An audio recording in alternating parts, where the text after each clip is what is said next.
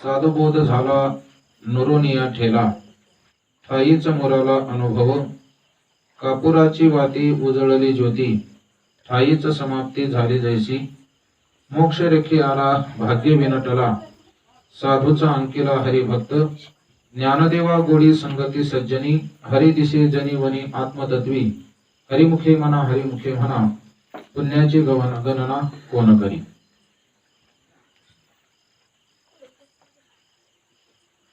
विश्वमावली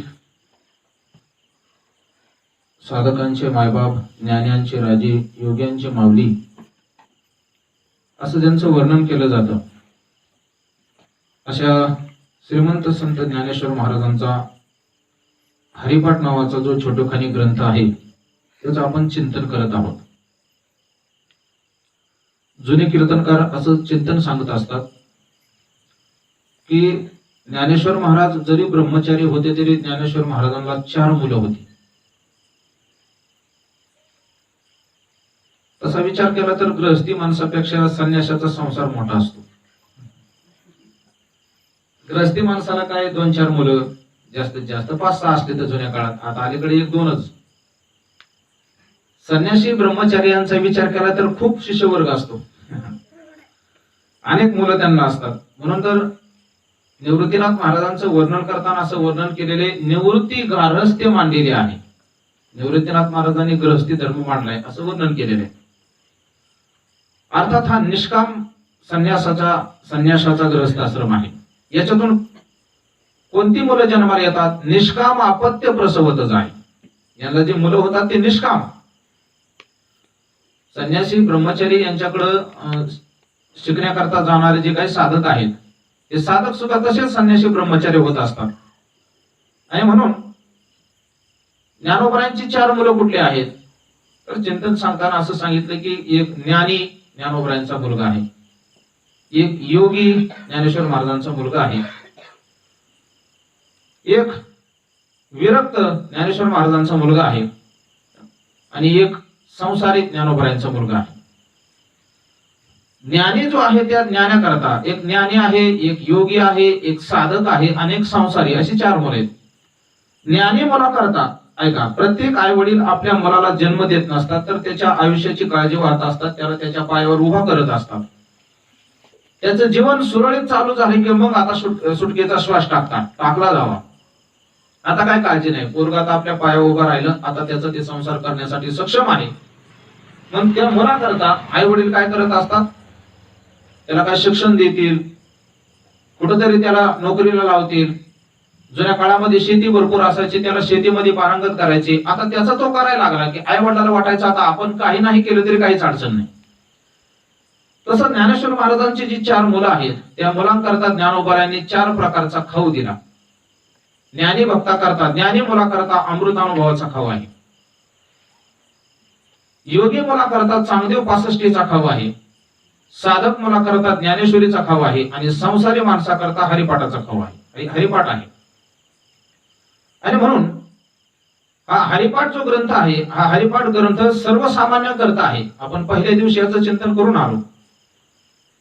पहिल्याच अभंगामध्ये ज्ञानेश्वर महाराज सांगतात, आसोनी संसारी जिव्हे वेगू करी. हरिपाठाचा अधिकारी संसारी आहे आणि हरिपाठाचा अधिकारी जरी संसारी असला, त्याला उपदेश जरी सगुण भक्तीचा केलेला असला, नामस्मरणाचा केलेला असला, तरी सुद्धा मी बोललो होतो परवा की वारकरी संप्रदाय असा आहे, साधना ही सगुण परमात्म्याची केली जाते, उपासना ही सगुण परमात्म्याची केली जाते, परंतु ही सगुण परमात्म्याची केली जाणारी उपासना ही निर्गुणाच्या अधिष्ठानावर होणारी उपासना आहे. त्याला निर्गुणाचा अधिष्ठान आहे. आणि म्हणून या अभंगामध्ये ज्ञानोबरायांनी जो शब्द वापरलेला आहे, साधुबोध झाला तो नुरोनिया ठेला, हा बोध जो शब्द आहे अर्थात बालयोगी महाराजांचा हरिपाठावर एक ग्रंथ आहे, त्यांनी अर्थ करताना सगुण भक्तीपर याचा अर्थ लावलेला आहे. हरी दिसे जनी वनी आत्मतत्वी, तोही नंतर आपण थोडं चिंतन मांडण्याचा प्रयत्न करू. परंतु साधुबोध झाला नुरोनिया ठेला, काल आपण बोललो होतो की अभंगाची साखळी आपल्याला असल्यासारखी दिसते. योग याग विधी येणेनो हे सिद्धी, वायाची उपाधी दंभ धर्म. ज्ञानोबराय सांगतात, भावे विन देव न कळले संध्या, भावाशिवाय देव कळत नाही. त्याच्या पाठीमागच्या अभंगामध्ये सुरुवातच भावे विन भक्ती, भक्ती विन मुक्ती अशी आहे. कालच्या अभंगामध्ये म्हणजे योगयाग विधी या अभंगामध्ये ज्ञानोबरायांनी अन्य साधनांची अक्षमता दाखवून भाव हे साधन सगळ्यामध्ये प्रबल कसं आहे याचं चिंतन मांडलेले. आणि अंतःकरणामध्ये भाव आहे, पण त्या भावाला जर दिशाच नसेल, अंतःकरणातल्या भावाला जर दिशाच नसेल तर तो अंतःकरणातला भाव अन्य ठिकाणी प्रवाहित होऊ शकतो. म्हणजे सोप्या भाषेत बोलायचं झालं, आपण मोटर चालू केली, पाणीही भरपूर मोटरने मारलं, पण पाटच जर आपण काढलेला नसेल, आपल्याला जिथं पाणी न्यायचे तिथला, तर पाणी काय होईल, नाही तिकडे निघून जाईल, शेजाराच्या शेतात जाईल, ओढ्याला निघून जाईल, आपल्याला नको तिथं निघून जाईल. आपण जर पाठ करून दिलेला असेल तर ते आपल्या नळीतून पडलेलं पाणी त्या पाटापाटाने बरोबर आपल्याला जिथं न्यायचे तिथं जाईल. अंतःकरणातला भाव हा पाण्यासारखा आहे, पाण्यासारखा आहे. या भावाला योग्य दिशा देण्याची गरज आहे. म्हणून ज्ञानोबराय सांगतात, देखे मनुष्य जात सकळ स्वभावता भजनशीळ झाले असे केवळ माझे ठाई. मी बोललो होतो की प्रेम नावाची गोष्ट सगळ्याच माणसाच्या अंतःकरणामध्ये, अगदी लहान मुलापासून वयोवृद्ध मृत्यूच्या दारामध्ये टेकलेल्या म्हाताऱ्या माणसाच्या अंतःकरणामध्ये सुद्धा प्रेम असतं.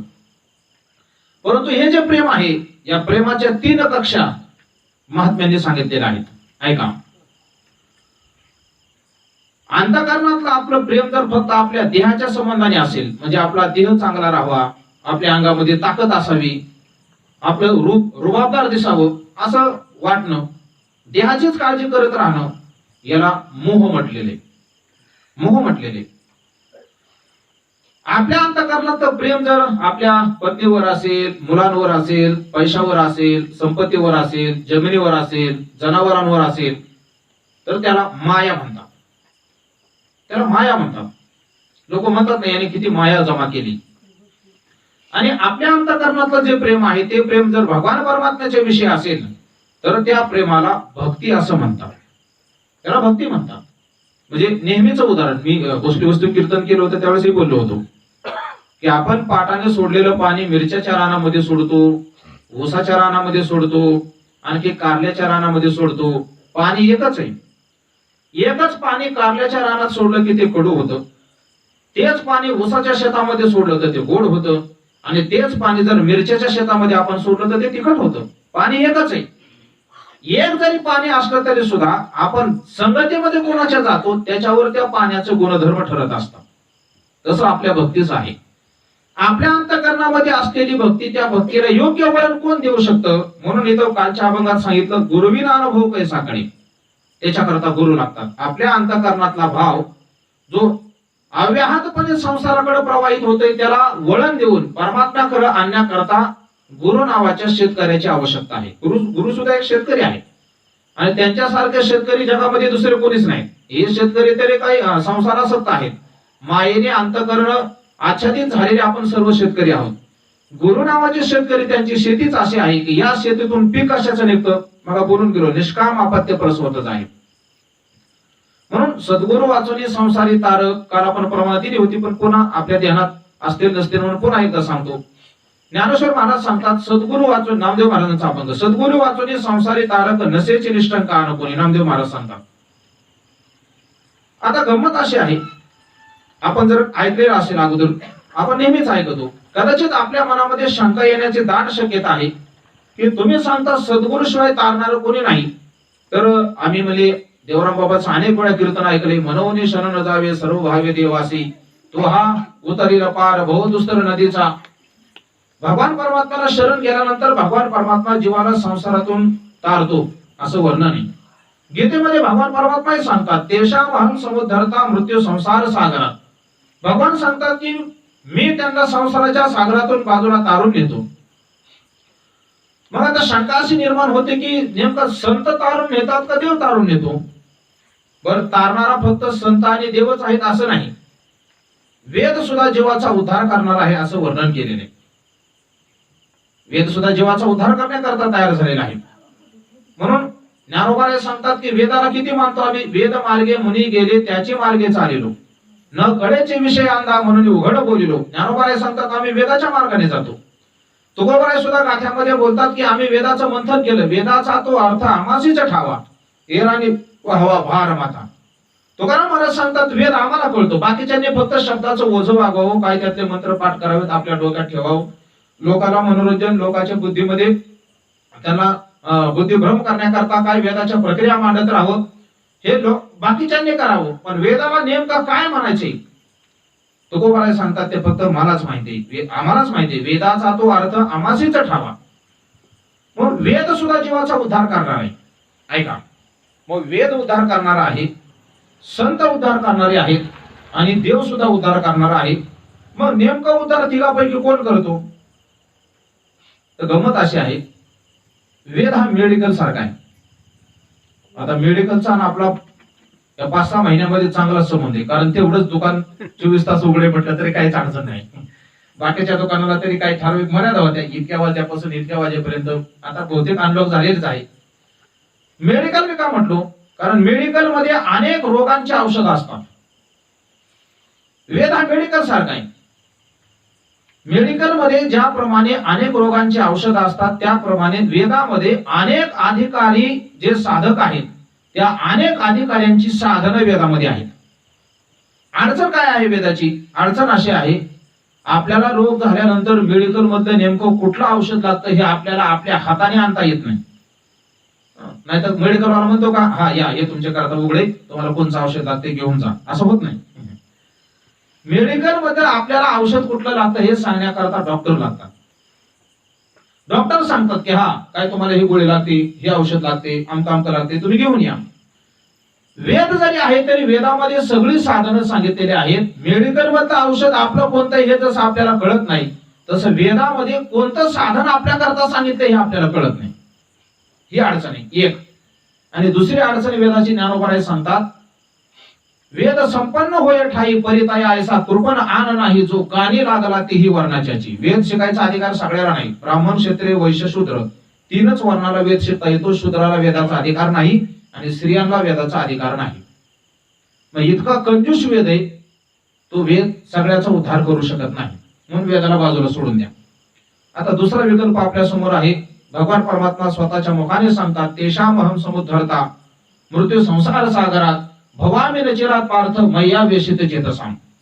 भगवान सांगतात मी त्यांचा उद्धार करतो. कोणाचा उद्धार करतो? उद्धार करतो हे देवाने सांगितलं, पण पुढे एक आठ ठेवली. काय? मयी आवेशित चेतसाम, जे माझ्या ठिकाणी चित्त ठेवतात, भगवान सांगतात मी त्यांचाच उद्धार करतो. मग बाकीचे गेले ना वासित वाऱ्यावर. जे त्याची उपासना करतात, भक्ती करतात, त्यांचा उद्धार करतात, बाकीचे गेले. म्हणजे आता आपल्या सोप्या उदाहरणात बोलायचं झालं तर रात्र दिवस अभ्यास करणारा पोरगा पास होते, पण बाकीचे पोरं पास करायचेत ना. पास व्हाय त्यांची इच्छा आहे पास होण्याची. माझ्या वेळेस 10वीचं बोर्ड चालू झालं होतं. मला वाटते आता नक्की साल मला सांगता यायचं नाही तरी 99. हा 99 नाही, मी 99 तर आळंदीला गेलो होतो 11वी होऊन. 98ला 97-98चे वर्ष येते. 97-98 शैक्षणिक वर्ष. 98-99ला मी 11वीला होतो आणि मग आळंदीला गेलो 99. 30 मे 99 आळंदीला गेलेली तारीख माझी. तर भूमिती आणि इंग्रजी सगळ्यात जड विषय. बाकीच्या ज्या कॉप्या आपण तेवढ्या तरी कॉप्या सरांनी पुरवल्या होत्या. कशा करता? अहो सरांना पण वाटतं ना की सगळ्या पोरांनी पास व्हावं, त्यांना थोडंच असं वाटतं की यांनी नापास व्हावं. अहो सामान्य सरांना जर असं वाटतं तर देवावर वाटू नये का? देवाने आठ घातली आहे, जे अभ्यास करते तेवढेच पास. मयी आवेशित चेतसा, माझ्या ठिकाणी ज्यांनी चित्त ठेवलं, म्हणजे बाकीच्यांचा विचारच नाही. संत महात्म्यांचं तसं नाही. संत महात्म्याने असं सांगितलं नाही की तुम्हाला आळंदीला जावं लागल, पंढरपूरला जावं लागल, ऋषिकेश तिकडे जाऊन शिकावं लागेल, असं काही नाही. म्हणून पहिल्या दिवशी प्रस्तावनेत बोललो होतो मी की सत्ययुग हे ऋषीमुनींचं युग होतं, त्रेतायुग हे मुनींचं युग आहे, द्वापार युग हे साधूंचं युग आहे आणि कलियुग हे संतांचं युग आहे. संत महात्मे महाराज गावोगावी घरोघरी आपल्यावर एवढे ज्ञानोबराय तुकोबारायांचे उपकार आहेत, सद्गुरु जोग महाराजांचे उपकार आहेत. ऐका, तुम्हाला एक आपल्या महाराष्ट्राचं वैशिष्ट्य सांगतो. आम्ही दरवर्षी कुठेतरी तीर्थयात्रेला जातो. गेल्या वर्षी आम्ही कन्याकुमारी रामेश्वरकडे गेलो होतो. तिथे घटना घडली, त्याच्यावर मला हे आठवलं. रामेश्वरच्या मंदिरामध्ये आम्हाला एक महात्मा भेटले. ते मुंबईला काही वर्ष त्यांनी बँकेत काम केलं होतं. मग आता ओळख तिकडची भाषा आपल्याला कळत नाही आणि गंमत अशी, तिकडची लोक हिंदी कळत असले तरी आपल्याकडे बोलत नाही. हिंदीचा खूप द्वेष करणारे माणसं खाली गेल्यावर ते बोलत नाहीत अजिबात. आणि नेमका योगायोगाने आम्ही महाराष्ट्रीयन असल्यामुळं आत्माराव महाराज कुठे आम्ही दोघं फिरायचो बाजूला, बाकीचे लोक असायचे बाजूला, आम्ही दोघं फिरत गेलो होतो. नेमकं बसल्यानंतर त्यांनी आम्हाला ओळखलं. आम्ही मराठीत बोलत होतो. ते म्हणजे तुम्ही महाराष्ट्रीयन का? आम्हाला वाटलं बरं झालं कुणीतरी आपली भाषा बोलणार इथं भेटले. आम्हाला आनंद वाटला. आनंद वाटल्यानंतर आम्ही त्यांच्यापाशी बराच वेळ बसलो. त्यांनी सांगितलं म्हणजे महाराष्ट्रामध्ये भक्तीचा प्रचार जितका झाला तितका प्रचार बाकीच्या कुठल्याच राज्यात झालेला नाही. तुम्ही बाकीच्या राज्यामध्ये जा, तिथे गेल्यानंतर ऐका, विशेष करून दक्षिणेमध्ये जर गेलो तर मंदिरामध्ये आपल्याला खूप परमार्थ दिसतो. त्यांनी सांगितलं बरं का आम्हाला, मंदिरामध्ये खूप परमार्थ आहे, पण गावागावामध्ये काहीच नाही. तुम्ही त्यांची गावं जर फिरून पाहिले तर कोणालाच काही माहित नाही. त्यांनी सांगितलं तुमच्या महाराष्ट्राचं विशेष आहे की महाराष्ट्रामध्ये गाव नाही, प्रत्येक वाडी वस्तीवरली लोक हरिपाठ करतात, कीर्तन करतात, भजन करतात. हे आपल्या महाराष्ट्राचं विशेष आहे. आणि हे आपल्यावर ज्ञानेश्वर महाराज आणि तुकाराम महाराज, जोग महाराजांचे उपकार आहे. कशा करता बोलतोय? संत इतके व्यापक आहेत की तळागाळातल्या सर्वांचा उद्धार व्हावा ही संतांची तळमळ. म्हणून तुकाराम महाराज सांगतात, तुम्ही संत मायबाप कृपावंत कायमी पतित कीर्तिवान अवतार तुम्हा धराया कारण उद्धरावे जन जड जीव. अवताराचा हेतूच त्यांचा हा आहे की जड जीवाचा सगळ्याचा उद्धार झाला पाहिजे. मी कशा करता हे सगळा पसारा मांडलाय? अभंगाकडे यायचे मला. संत महात्मे म्हणजे आता देव जरी असला तरी देव सुद्धा उद्धार भक्ताचा करू शकत नाही. ऐका, अजून सांगतो तुम्हाला बारकावा. देवाने सांगितले ज्यांनी माझ्या ठिकाणी चित्त ठेवले त्याचा मी उद्धार करतो. पण गमत अशी आहे, देवाला देवपणात राहून भक्ताचा उद्धार करता येत नाही. देवाला सुद्धा गुरुच व्हावं लागतं आणि भक्ताचा उद्धार करावा लागतो. हरिपाठात अभंग आपला रोजचा, माझ्या विठोबाचा कैसा प्रेम भाव आपणची देव होय गुरु. तुकाराम महाराज सांगतात, देव आपणच गुरु होतो आणि गुरु होऊन उद्धार करतो. त्याला देव या पदावर राहून उद्धार करता येत नाही. म्हणून ज्ञानोबा सांगतात, त्या गुरुने म्हणजे साधूने बोध दिल्यानंतर त्या बोधाचं स्वरूप काय आहे? ऐका, आता तो बोध प्राप्त करायचा म्हणल्यानंतर भक्तीची स्वरूपता काय आहे, भक्तीचं वैशिष्ट्य काय आहे, त्याचं थोडं चिंतन करणं आज गरजेचं आहे. कारण साधूचा बोध कोणाला होतो? म्हणून वेदांताचा अधिकारी सांगत असताना सुरुवातीला कुठलाही वेदांताचा ग्रंथ काढला की पहिला अधिकाऱ्याचा विचार आहे. तुम्ही अधिकारी असाल तर तुम्हाला वेदांत शिकायचा अधिकारी. काय अधिकार लागतो? विवेक, वैराग्य, समाधी षटक आणि मुमुक्षुत्व या गोष्टी साधकाकडे पाहिजे तर त्याला वेदांत शिकता येतो. आता विवेक कशाला म्हणतात? आपल्या सरांचा विवेक नाही. विवेक शब्दामध्ये विचार पृथक करणे, वेगळं करण्याचे ज्याच्यामध्ये क्षमता आहे बुद्धीमध्ये. सार काय, असार काय, खरं काय, खोटं काय, धर्म काय, अधर्म काय, त्याला विवेक म्हणतात. या मात्र फलभोग विरागा असं वर्णन केलेले. या लोकातले भोग म्हणजे यहलोकापासून परलोकापर्यंत अनुकूल मानलेल्या भोगाच्या इच्छेच्या त्यागाला वैराग्य असे म्हणतात, अशी विचारसागरात व्याख्या आहे. पुन्हा एकदा ऐका आणि त्यातला बारकावा लक्षात घ्या. यहलोकापासून परलोकापर्यंत अनुकूल मानलेल्या भोगाच्या त्यागाच्या इच्छेस वैराग्य म्हणतात. भोगाच्या त्यागाच्या इच्छेस अंतःकरणामध्ये संसारातल्या कुठल्याच गोष्टीची अपेक्षा नसेल त्याला वेदांतात ऐकायचा आणि चिंतन करायचा अधिकार आहे. नाहीतर वेदांत चिंतन करायला बसला आणि इकडे बोलवले तिकडे बोलवले घरी असं चालत नाही. एकदा बसला की तिथं बसल्यानंतर सर्वस्वाचा त्याग त्याला वेदांत त्याला अधिकारी म्हणतात. जनकाचं उदाहरण याच्याकरता प्रसिद्ध सांगितलं जातं. अहो गमत अशी आहे, काल मी चैतन्य महाराजांचं प्रवचन ऐकले. त्यांनी सांगितलं 46,000 जनक झाले. जनक ही एक पदवी आहे, मुख्यमंत्री जशी पदवी आहे. जनक हे काही नाव नाही. मुख्यमंत्री कोणाला म्हणतात? त्या गादीवर जो बसतो त्याला मुख्यमंत्री म्हणतात. मग पंचवार्षिकला किंवा मध्ये जर काही अविश्वासाचा ठराव आला तर बदलून जाते, पण त्या गादीवर आला की त्याला काय म्हणतात? मुख्यमंत्री म्हणतात. तसं जनक हे पद आहे, ते काही नाव नाही. किती जनक झाले? 42,000 जनक झाले. 42,000. बरं, त्यांचा विशेष काय आहे? प्रत्येक जनक हा विरक्त होता. प्रत्येक जनक विरक्त होता म्हणजे सगळं सोडलं होतं असं नाही. अहो राज्य चालवत होते पण विरक्त होते. गंमत आहे, राज्य चालवत होते, राजगादी बसून सगळे चालवायचे, ह्याला शिक्षा करायची, इकडे अमुक वाटप करायचं, इकडे काय कमी जास्त पुरवायचं, सगळं हे करायचे आणि ते विरक्त होते. आणि नुसते विरक्त नव्हते, प्रत्येक जण ज्ञानी होते. ज्ञानी होते म्हणून जनकाचं उदाहरण असं सांगितलं जातं. मग आता ते ज्ञानी असल्यामुळं याज्ञवल्क्य मुनी काय करायचे? आता असं म्हणजे आमच्या अनुभव असेल, एखाद्या मुलाला जास्त कळत असेल शिकवताना तर आपोआपच लक्ष शिक्षकाचं त्या मुलाकडे जातं, याला समजलं का नाही पाहण्याकरता. तसं ते याज्ञवल्क्यांचं लक्ष जनकाकडे सारखं जायचं, कारण ते अधिकारीच होते, विरक्त होते, ज्ञानी होते. त्याचे परिणाम असा व्हायचा, बाकीचे जे साधू मंडळी होते, पदवी धारण केलेले, घरदार सोडून आलेले, त्यांना वाटायचं आम्ही सगळं सोडले आणि हे बुवा आमच्याकडे बघत नाहीत आणि ह्या संसारी माणसाकडे सारखे बघतात. याचा अर्थ राजा ह्यांना काहीतरी धन देत असला पाहिजे, आमच्याकडे काय नाही देण्याकरता, असं त्यांना वाटायचं. खरं कारण वेगळं होतं, त्यांना माहित नव्हतं. ते दुसपूस करायचे. याज्ञवल्क्याला म्हणायचे का हो ते तुम्हाला काय धन देतात का, आम्ही श्रवण करायचो, आमच्याकडे तुम्ही पाहत नाही, त्यांच्याकडे तुम्ही पाहता. याज्ञवल्क्याने सांगितलं तुम्हाला कळलं म्हणजे एखाद दिवशी. त्यांना ते बोलणं त्यांचं विस्मरणात जाऊन दिलं आणि 15-20 दिवस गेल्यानंतर याज्ञवल्क्य मुनीने काय केलं, आता ते सिद्धच होते, त्यांनी योगाग्नीने ते ऐकायला बसले होते. जन समोर बसला होता, सगळे साधू मंडळी बसले होते, याज्ञवल्क्य मुनी सांगत होते, तुमच्यासारखे ते सगळे संत मंडळी बसले होते. याज्ञवल्क्याने योगाग्नीनेच काय केलं, बाहेर गावात आग लावून दिली. बसल्या बसल्या काय करता येतं योगाग्नी, दिली आग लावून. आग लावून दिल्यानंतर आता साधूंच्या ज्या काही झोपड्या होत्या त्या बाहेर होत्या. बरं, झोपड्यामध्ये काय होतं, काहीच नव्हतं, छाटी लंगोटी, ह्याच्याशिवाय दुसरं काही नव्हतं. साधू लोक त्यांच्याकडे काय असणार आहे.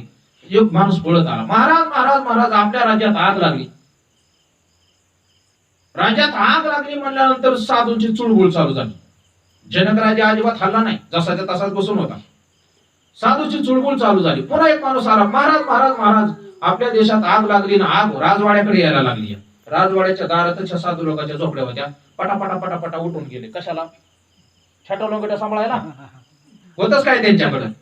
आता ज्या राजाचा राजवाडा एवढा मोठा आहे तो राजा अजिबात हल्ला नाही. पुन्हा तो पळत आला, अजून एक माणूस, महाराज महाराज महाराज आग पार आपल्या राजवाड्याच्या दारात आली. 2-3 काय साधू बसले होते, थोडा ताबा धरून ते बी निघून गेले आणि सांगितलं महाराज एक जण आला, तुमच्या राजवाड्याला आग लागली. राजवाड्याला आग लागली म्हणलं तरी जनक राजा अजिबात हल्ला नाही. आणि मग तो म्हणला महाराज राजवाड्याला आग लागली, उठा उठा म्हणल्यानंतर जनक राजाचे उद्गार आहेत, मिथिलायाम प्रदीप्तायाम नमेद येते किंचन. सगळी मिथिला नगरी जळून गेले तरी माझं काही जळत नाही, कारण मी ऐकले म्हणले प्रवचनामध्ये, याच्यामध्ये मला ज्ञान आहे, या जगामध्ये देव सोडून आपलं दुसरं काहीच नाही, त्याच्यामुळे माझं जळायचा काय प्रश्नच नाही. ती मायेनेच आग लावलेली होती. याज्ञवल्क्य महाराजांनी ती आग विझवली आणि आग विझवल्यानंतर पुन्हा सगळे साधू लोक आले, ऐकायला बसले. आणि ऐकायला बसल्यानंतर मग याज्ञवल्क्य मुनीने सांगितलं, आता कळालं का मी जनक राजाकडे का बघत असतो ते. तुम्ही म्हणत होता ना हे तुम्हाला काय देत असतील. एवढी आग लागली तर तुमच्या छाटा लोंगट्याच होत्या फक्त, त्या सांभाळायला तुम्ही निघून गेला. या राजाचा आका वाडा जळतोय असं सांगितलं तर राजा अजिबात हल्ला नाही. याला म्हणतात विरक्ती, याला म्हणतात वैराग्य. आपल्याला वैराग्य होत नाही, आपल्याला वैताग होतो. सून काय बोललेले असते, पोरग काय बोललेलं असतं, लई माणसे भेटतात. महाराज फिरायला लागले आम्हाला. एकदा उस्मानाबादला गेलो होतो कीर्तनाला, त्याच्या खाली वाघोली म्हणून गाव आहे. गाडी नव्हती तेव्हा, मी एसटीने गेलो होतो, स्टँडवर बसलो होतो. एक माणूस न्यायला येत होता मला. एक म्हातार माझ्यापाशी आलं, महाराज आहेत काय म्हणलं हा. कुठं चाललाय म्हणलं चाललोय तो वाघोलीला तुमच्या. मग त्यांनी मला गारानं सांगायला सुरुवात केली, पोरा करता म्हणले मी 2 मोठे फ्लॅट 2 शहरामध्ये बांधून, उस्मानाबादला एक बांधला, लातूरला एक बांधून दिला म्हणले. 10 एकर जमीन त्याला घेऊन दिली. 1 कोटी बँकेमध्ये त्याला पैसे दिले जमा करून आणि त्याने सगळं त्यांनी त्याच्या स्वतःच्या नावा करून दिलं. मला घराच्या बाहेर हाकाले म्हणलं, वर्षभर मला खायला सुद्धा घालत नाही. ही संसारिकेची अवस्था आहे. मी वैताग सांगत होतो, आम्ही विनोदाने सांगत असतो. विनोद म्हणजे घडतही येत नाही कुठेही कुठं.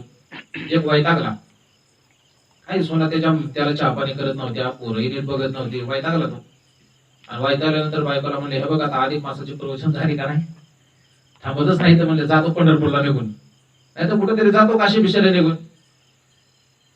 त्या म्हणजे आतापर्यंत हा माणूस कधीच असं बोलला नव्हता. त्या बायला माहित नव्हतं आतापर्यंत ह्याला असं कधीच बोलताना पाहिलं नाही. काय सांगू न जाणू हे जातील का काय, घर सोडून. ती बाय म्हणायची नका जाऊ, असं नका करू. झालं, चातुर्मास संपला, काल्याचं कीर्तन झालं. काल्याचं कीर्तन झाल्यानंतर त्यांनी सकाळी सांगितलं होते, बघ काल्याचं कीर्तन झालं की मी आज काही इथं थांबणार नाही, निघून जाणार आहे.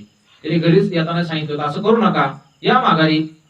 आता 15-20 दिवस तो प्रवचनात रोजच सांगत होता, कीर्तन काय चालू होते त्याच्यामध्ये, की मी आता काही अधिक मास थांबल्या होते थांबणार नाही. कीर्तन झाल्यावर आता कसं असते, सप्ताह वगैरे चालू असताना मंदिरामध्ये दिवसभर माणसं असतात. काय वाटत नाही, करमून जातं दिवसभर. हो, एरवी मंदिरात गेल्यानंतर सकाळ सकाळ माणसं असतात, संध्याकाळीच येतात, पुन्हा दिवसभर काय. आता सगळे कानाचे कीर्तन झाले, माणसं निघून गेली. निघून गेल्यानंतर त्याला असं खायला उठलं मंदिर. त्याला वाटलं मनात म्हणला उगाच आपण बायकोला म्हणलं आपण निघून जाणार आहे काय. त्याला कसं तरी वाटायला लागलं, पण मला आता बायकोला बोलेल कसं काय घरी जायचो. इथं दिवसभर मंदिरात बसला, बायकोने वाट बघितली, थोडा वेळ बायकोला वाटलं गेलीच वाटतं, आता काही येत नाही. संध्याकाळी मस्त तिने आपली मुलं बाळ होती, काही स्वयंपाक केला, जेवण केली, दणकून खाल्ली. रोज ऐकून वैतागलीच होती, कधी संपत्ती असं वाटत होतं. ते संपलं होतं एकदाच. आणि जेवण केले, दणकून झोपली घरची. खिडक्या दार बिर लावून सगळे झोपले. झोपल्यानंतर ह्याला कुठं दम निघतोय आता. दिवसभर कस तरी त्याने दम काढला. संध्याकाळ झाल्यानंतर त्याने बळच भूक लागलेलीच होती, आता कोणाच्या दारात जावं मागायला. सगळी माणसं झोपून दिली. 9, 9:30, 10 वाजत दिल्या. 10 वाजल्यानंतर मग घराच्या मागून गेला. पुढून जायची तर सोय नव्हती, पण आपण 15 दिवस सांगतोय म्हणला. आणि मग त्याला वाटलं की मागचं दार चुकून उघडं राहतं, कधी मध्ये असलं तर आपण गप्प जाऊन झोपाव. पण हातून दार लावलेलं होतं, खिडकी बघितली होती, खिडकी लावलेली होती. आता करायचं काय, येणारच नाही. आता त्याने पुरून जाऊन दार वाजवलं. आतून बायकोने आवाज दिला, कोण आहे? अगं मीच आहे. आम्ही म्हणजे कोण? आम्ही तुझा मालक आहे. नाही म्हणले, आमचे हे गेले निघून पंढरपूरला, ते काय आता येणार नाहीत. नाही म्हणला, मीच आहे, उघडदार. आणि उघडदार म्हणल्यानंतर बाई म्हणले, कस काय आले तुम्ही? कस काय आले म्हणजे? उगं वैतागाने म्हणलं होतं, म्हणलं खरंच थोडंच वैराग्य झालं होतं मला. त्याला वैताग म्हणतात. संसारातली माणसं वैतागतात. वैताग वेगळा आणि वैराग्य वेगळं. या मूत्र फलभोग विराग हा वैराग्य, हा अशी वैराग्याची व्याख्या आहे. हे कशा करता सांगतोय? बोध प्राप्त करून घ्यायचा म्हटल्यानंतर इतकी तयारी लागते, तर त्याला साधूचा बोध होतो. तुम्हाला भक्तीची सुलभता सांगतोय मी. भक्ती किती सुलभ आहे, कारण हे आपल्याला आसुनी संसारी या प्रमाणाने संसारातल्या माणसाकरता हरिपाठाचं साधन सांगितलंय. याच्यावरून एक अनुमान असं करता येतं की हरिपाठामध्ये किती सामर्थ्य आहे. अहो, घरदार सोडायची ज्याची ताकद आहे, असं वैराग्य ज्याच्याकडे आहे, त्या साधकाला जे प्राप्त होतं ते हरिपाठाने प्राप्त होते. हरिपाठाचा विशेष आहे. म्हणून हरिपाठ काय सामान्य नाही. विवेक, वैराग्य. विवेक म्हणजे सार काय असार काय हे जाणण्याची क्षमता त्या बुद्धीमध्ये असेल, त्याला विवेक म्हणतात. वैराग्य म्हणतात शमादी षटक, शम, दम, तितिक्षा, उपरम, श्रद्धा, असं वर्णन केलेले. शमदम काय आहे ते? शम म्हणजे बाह्य इंद्रियाचा निग्रह आणि दम म्हणजे आंतर इंद्रियाचा निग्रह. शम म्हणजे बाहेर जाणारी इंद्रिय थांबवायची. काल आपण योगाचं चिंतन करताना यम नियम जे पाहिले, तोच प्रकार थोडा आहे. शमदम. तितिक्षा. तितिक्षा शब्दाचा अर्थ आहे कशीही परिस्थिती आली तरी ती कष्ट वाचून सहन करणे, याला तितिक्षा म्हणतात. ऊन असेल तर उन्हात, म्हणून काय काय साधक असेल पंचाग्नी साधना म्हणतात. पंचाग्नी साधना शब्दाचा अर्थ काय? 4 बाजूनी अग्नी जाळ उभा, म्हणजे उन्हाळ्याच्या दिवसात भर दुपारी 4ही बाजूने आग पेटवायची आणि भर उन्हात त्या आगीच्या मध्ये उभा राहायचे, याला पंचाग्नी साधन म्हणतात. असं आम्ही नर्मदा परिक्रमा करताना पाहिलं होतं. सगळीकडून आग लावली होती, गडी मध्येच उभा होता, कपडे काढून उघडी, नाही तर म्हणतात ओली कपडे काढून. हे असं नाही, त्याला पंचाग्नी साधन म्हणतात. म्हणून आपण एक वासुदेवात म्हणतो ना, नरगे पंचाग्नी साधन. नाथ महाराजांचा वासुदेव. भक्ती करत असताना नरगे दंडन मुंडन नरगे पंचाग्नी साधन, नाथ महाराजांचा वासुदेव आहे. काय सुरुवातीची कर जोडून विनवित होतो मा. वा, नानासाहेब चिखलीकडे आज. कर जोडून विनवित होतो मा. नका करू संसार श्रमा, नका गुंत विषय कामा तुम्ही आठवा मधुसूदना. नरगे तीर्थाचे भ्रमण नरगे दंडाग्नी काय दंडन मुंडन नरगे पंचाग्नी साधन तुम्ही आठवा मधुसूदना. म्हणून भक्ती किती सुलभ आहे. तितिक्षा, ऐका, भक्तीमध्ये एकदा माणूस रंगून गेला की त्याला तितिक्षा म्हणजे दुःख आलं काय गेलं काही, कधी येऊन गेलं हे लक्षात येत नाही. म्हणून आपलं विवेक पाहिजे, वैराग्य पाहिजे, समाधी षटक पाहिजे आणि मुमुक्षुत्व पाहिजे. मुमुक्षु शब्दाचा अर्थ काय?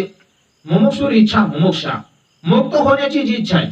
आमचे गुरुवारी गोरेबाबा पाठामध्ये सांगायचे, बुवा जगामध्ये मुमुक्षु जे असते का भुभुक्षु जे असते. भुभुक्षु म्हणजे भोगाची इच्छा असणारी आणि मुमुक्षु म्हणजे मोक्षाची इच्छा असणारी.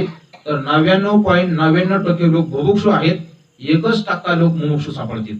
मनुष्यानाम सहस्रेषु कश्चित यतति सिद्धये यततामपि सिद्धानाम कश्चित माम वेत्ति तत्वतः. मागे बोललो होतो आपण, आस्तेच्या महापुरी रिगताती कोटीवरी परिप्राप्तीच्या पहिलं तरी विपाईला निघे. ज्ञानोबराय सांगतात, परमार्थाच्या नदीमध्ये अनेक लोक दिसतात. 10, 15, 20 लाख समाज असतो वारीच्या वाटाने. सगळे देवा करता येतात काय? देवा करता नाही. अनेक अडचणी असतात संसारातल्या, त्यातून आपल्याला देवाने बाजूला काढो याच्याकरताच परमार्थ बऱ्याच जणांचा चाललेला असतो, ऐका. म्हणून मुमुक्षा त्याला म्हणतात की काही ऐशी दशा येईल माझ्या अंगा चित्त पांडुरंगा झुरत असे नाठवून देह पायाचे चिंतन अवसान येते क्षण नाही मध्ये. तुकाराम महाराज सांगतात कधी मला अशी अवस्था प्राप्त होईल याला मुमुक्षुता म्हणतात. एवढा अधिकार ज्याच्याकडे आहे त्याला मग ऐका याच्यावर परमार्थ प्राप्त होत असं नाही. येतं का अधिकार आधी प्राप्त करायचा आणि मग गुरुजीकडे जायचं. एवढं सगळं प्राप्त झाल्यानंतर विवेक वैराग्य समाधी षटक मुमुक्षत्व एवढा अधिकार आपला तयार झाला मग गुरुजींच्या जवळ जायचं. तद्विज्ञानार्थम स गुरुमेव अभिगच्छेत श्रोत्रियम समित पाणी ब्रह्मनिष्ठम. ते गुरु कसे पाहिजे, त्या गुरुची 3 लक्षणं सांगितलेली. ते श्रोत्रिय पाहिजे. श्रोत्रिय म्हणजे त्यांनी शास्त्राचं अध्ययन केलेलं पाहिजे. ते समित श्रोत्रिय समित पाणी ब्रह्मनिष्ठम. ते कसे पाहिजे, ब्रह्मनिष्ठ पाहिजे. ब्रह्मनिष्ठ म्हणजे त्या तत्वाची त्यांना अनुभूती आलेली पाहिजे. नाही तर अनुभूती नसताना बडबड करणारे आमच्यासारखे भरपूर आहेत. आमच्यासारखे आहेत शाळेमध्ये विद्यालयामध्ये कॉलेजमध्ये महाविद्यालयामध्ये वेदांत शिकवत नाहीत काय. भरपूर मोठे विषय वेदांताचे, पण ती शाळेमध्ये शिकवणाऱ्या शिक्षकांना प्राध्यापकांना ते काय तत्वाची अनुभूती असते का? अनुभूती नाही. शब्दाचा परिचय असतो, शब्दाचे थोडे अर्थ कळलेले असतात, बुद्धी कुशल असते त्याच्यामुळे अर्थ कळलेला असतो, परंतु अर्थाकार आपलं जीवन झालेलं असतं असं नाही. म्हणून वारकरी संप्रदाय का श्रेष्ठ आहे, वारकरी संस्थेचे शिक्षक का श्रेष्ठ आहेत, त्याचं कारण आहे की वारकरी संस्थेचे म्हणजे शिक्षण संस्थेतले सगळे महाराज मी म्हणणार नाही, शिक्षण संस्थेतून शिकून गेलेले सगळेच महाराज तसेच असा माझा दावा नाही. पण आळंदीला आम्ही ज्या गुरुवरांकडे शिकलो त्यांचं जीवन कसं आहे, महाराज ते शास्त्र पण शिकले आणि जसं शिकले तसं ते त्यांनी वागून दाखवलं. गुलेबाबांच्या मनात आलं असतं तर त्यांना किती बंगले बांधता आले असते. नुसता शब्द टाकायचा अवकाश कितीतरी लोकांनी पैसे दिले असते. त्यांच्या मनात आलं असतं गाडी घ्यायची तर रोज एक गाडी बदलली असती, रोज एक. हे करत नाहीत कुरेकर बाबा आता आहेत. त्यांच्या मनात जर आलं नुसता त्यांनी शब्द टाकायचा अवकाश कितीही संपत्ती नाही. वारकरी संप्रदायामध्ये असे आपण जे सांगतो तसं वागून दाखवायचं, हे वारकरी संप्रदायाचं तत्व आहे. म्हणून गुरुवरे कुरेकर बाबांनी एक वाक्य सांगितलं होतं एकदा, बुवा आपल्या संप्रदायामध्ये विद्वत्तेपेक्षा आचरणाला जास्त किंमत आहे. विद्वान तर पुष्कळ पडलेले आहेत, फटाफटा विद्वान पडलेले आहेत. अलीकडे लोक कुशल बुद्धीचे आहेत, लगेच त्यांना आकलन होते, शब्द कळतोय, शब्दाचे अर्थही कळतात, पण तशी वागायची बुद्धी होत नाही. हे कलियुगाचा विशेष आहे. म्हणून अधिकार प्राप्त झाल्यानंतर तो जाणून घेण्याकरता ज्या गुरुकडे जायचे ते गुरु कसे पाहिजे, श्रोत्रिय पाहिजे, ब्रह्मनिष्ठ पाहिजे, आणि तिसरं लक्षण सांगितले ते कृपाळू पाहिजे. ते शास्त्र शिकलेले आहेत, ब्रह्मनिष्ठ आहेत, पण कोणाला शिकवायचीच इच्छा होत नाही त्यांना, त्यांच्याकडे जाऊन काय फायदा आहे. म्हणून असे आपल्याला जे प्राप्त झाले ते खरं तर असे परोपकारार्थ विदम शरीरम. सुभाषितकारांनी असं वर्णन केलेले, परोपकाराय वहंती नद्या, परोपकाराय दुहंती गावा, परोपकारार्थ फलंती वृक्षः, परोपकारार्थ विदम शरीरम. थोडं मागे पुढे श्लोक होण्याची शक्यता आहे, ऐका. नद्या परोपकाराकरता वाहतात. कधीतरी नदीने टॅक्स घेतलाय का? सरकार टॅक्स घेते मोटर लावायचा, तो बी नेमका सरकारच्याच खात्यात जमा होते का, हा एक मोठा प्रश्नच आहे. मध्येच कार्यकर्ते म्हणतात नद्या वाहतात. महाराज काय करतात, पोखित तिरींचे पादप फेडीत पापताप, पोखित तिरींचे पादप समुद्रात आहे आप गंगेचे जैसे. ज्ञानोबारे सांगतात नदीच्या कडेला असणारी झाडं, जुन्या ज्ञानोबारांच्या काळामध्ये पाईपलाईन लिफ्ट असं काय प्रकरण नसावं. तसं जर असतं तर ज्ञानेश्वर महाराजांनी कुठंतरी ज्ञानेश्वर वापरला असतं. ज्ञानोबारांनी फक्त काय सांगितले, पोखित तिरींचे पादप म्हणजे नदीच्या कडेला असलेल्या वृक्षांना पोषित पोषित, समुद्राला फेडीत पापताप, नदीमध्ये स्नान केले की आपलं पाप जातं. म्हणून नदीमध्ये स्नानाला खूप महत्व आहे. आता आपल्याला नदी जवळ नाही, पण नदीचं पाणी आणतोय आपण, पाईपलाईन आले ते त्याच्या खाली उभा राहायचं, गंगेचे यमुनेचे म्हणायचं, झालं नदीचं स्नान असं समजायचं काय. म्हणून पंढरपूरचा विधी सांगताना काय सांगितलं, चंद्रभागे स्नान विधी तो हरी कथा, तुकाराम महाराज सांगतात. म्हणून गंगेमध्ये नदीमध्ये स्नान केल्यानंतर स्नान करणाऱ्याचं पाप जातं, स्नान करणाऱ्याच्या जीवनातला ताप जातो, आणि कडेचे सगळे झाडांना पुष्ट करत करत ते पाणी एकही रुपयाची अपेक्षा न करता परत ते पाणी थांबतही नाही, लगेच निघून जातं पुढं. समुद्रात आहे आप गंगेचे जैसे. कशा करता उदाहरण दिलं, परोपकाराय वहंती नद्या, परोपकाराय दुहंती गावा. गायी आपल्या दूध देतात, कोणाकरता देतात, खरं तर गाय वासरा करता दूध देतात. ज्ञानोबाला सांगतात ज्ञानेश्वरीमध्ये, वत्साचे नि ओरसे दुबदे होय घरोदेशे. गाय कोणा करता दूध देते, वासरा करता. पण आपण एवढे चॅप्टर आहेत, वासराला उभं पाहणं सोडायपुरतं सोडतो. देवाला वाटतं असं की आपण ही परमार्थ करायला जात निर्माण केली, पण ही जरा वेगळीच झाली. आपण नाही चॅप्टर माणसं, गायला पाहणा सुटेपर्यंत वासरू सोडतं, लगेच वडून घेतो आणि सगळं दूध काढून घेतो. असं जरी असलं तरी सुद्धा गायीची कुठलीच भावना आपल्याकडून काहीच वसूल करण्याची नाही. परोपकाराय फलंती वृक्षः, झाड आपल्याला फळं देतात, ते कधी पैसा मागितला त्यांनी? ते तर सुभाषितकार सांगतात की परोपकारार्थ मिदम शरीरम, आपलं शरीर परोपकार करताय म्हणून आपल्या जीवनामध्ये जे काय मिळेल ते माणसाने मुक्त हस्ताने वाटलं पाहिजे. जे काय आपल्याकडे असेल, कुठलीही विद्या असेल, धन असेल, काही असेल, ते मोकळ्या मनाने वाटलं पाहिजे. कारण हा देह वाटण्याकरताच आपल्याला मिळालेला आहे. म्हणून ज्ञानोबा सांगतात किंवा संत महात्मे जे आहेत ते संत महात्मे, मी सांगत होतो तुम्हाला, गुरुचं लक्षण असं सांगितलेले ते श्रोत्रिय पाहिजे, ब्रह्मनिष्ठ पाहिजे आणि कृपाळू पाहिजे. म्हणजे शास्त्र अध्ययन केलेलं पाहिजे, त्यांना त्या तत्वाचा अनुभव आलेला पाहिजे आणि समोर आलेल्या शिष्याला ते ज्ञान देण्याची कृपा त्यांच्या अंतःकरणात पाहिजे. अशा सद्गुरूकडे जायचं. कारण आपण श्लोक बोललो होतो गीतेमध्ये 4थ्या अध्यायामध्ये ज्ञानोबा भगवान परमात्मा अर्जुनाला सांगतात, तद्विधी प्रणिपातेन परिप्रश्नेन सेवया उपदेक्षन्ते ते ज्ञानम ज्ञानिनः तत्वदर्शिनः. श्लोकातला क्रम वेगळा आहे, ज्ञानेश्वर महाराजांनी क्रम वेगळा लागलाय. म्हणजे काय? श्लोकामध्ये क्रम असा आहे, तद्विधी ते तत्व जाणून घ्या, प्रणिपातेन अगोदर नमस्कार सांगितलेला आहे, तद्विधी प्रणिपातेन परिप्रश्नेन नमस्कार करा, त्यांना प्रश्न विचारा, आणि श्लोकामध्ये शेवटी सेवा सांगितलेली. परिप्रश्नेन, तद्विधी प्रणिपातेन परिप्रश्नेन आणि सेवया. सेवया म्हणजे शेवया नाही, आपल्या शेवया घेतात नाही तर सेवया. सेवया म्हणजे सेवेने.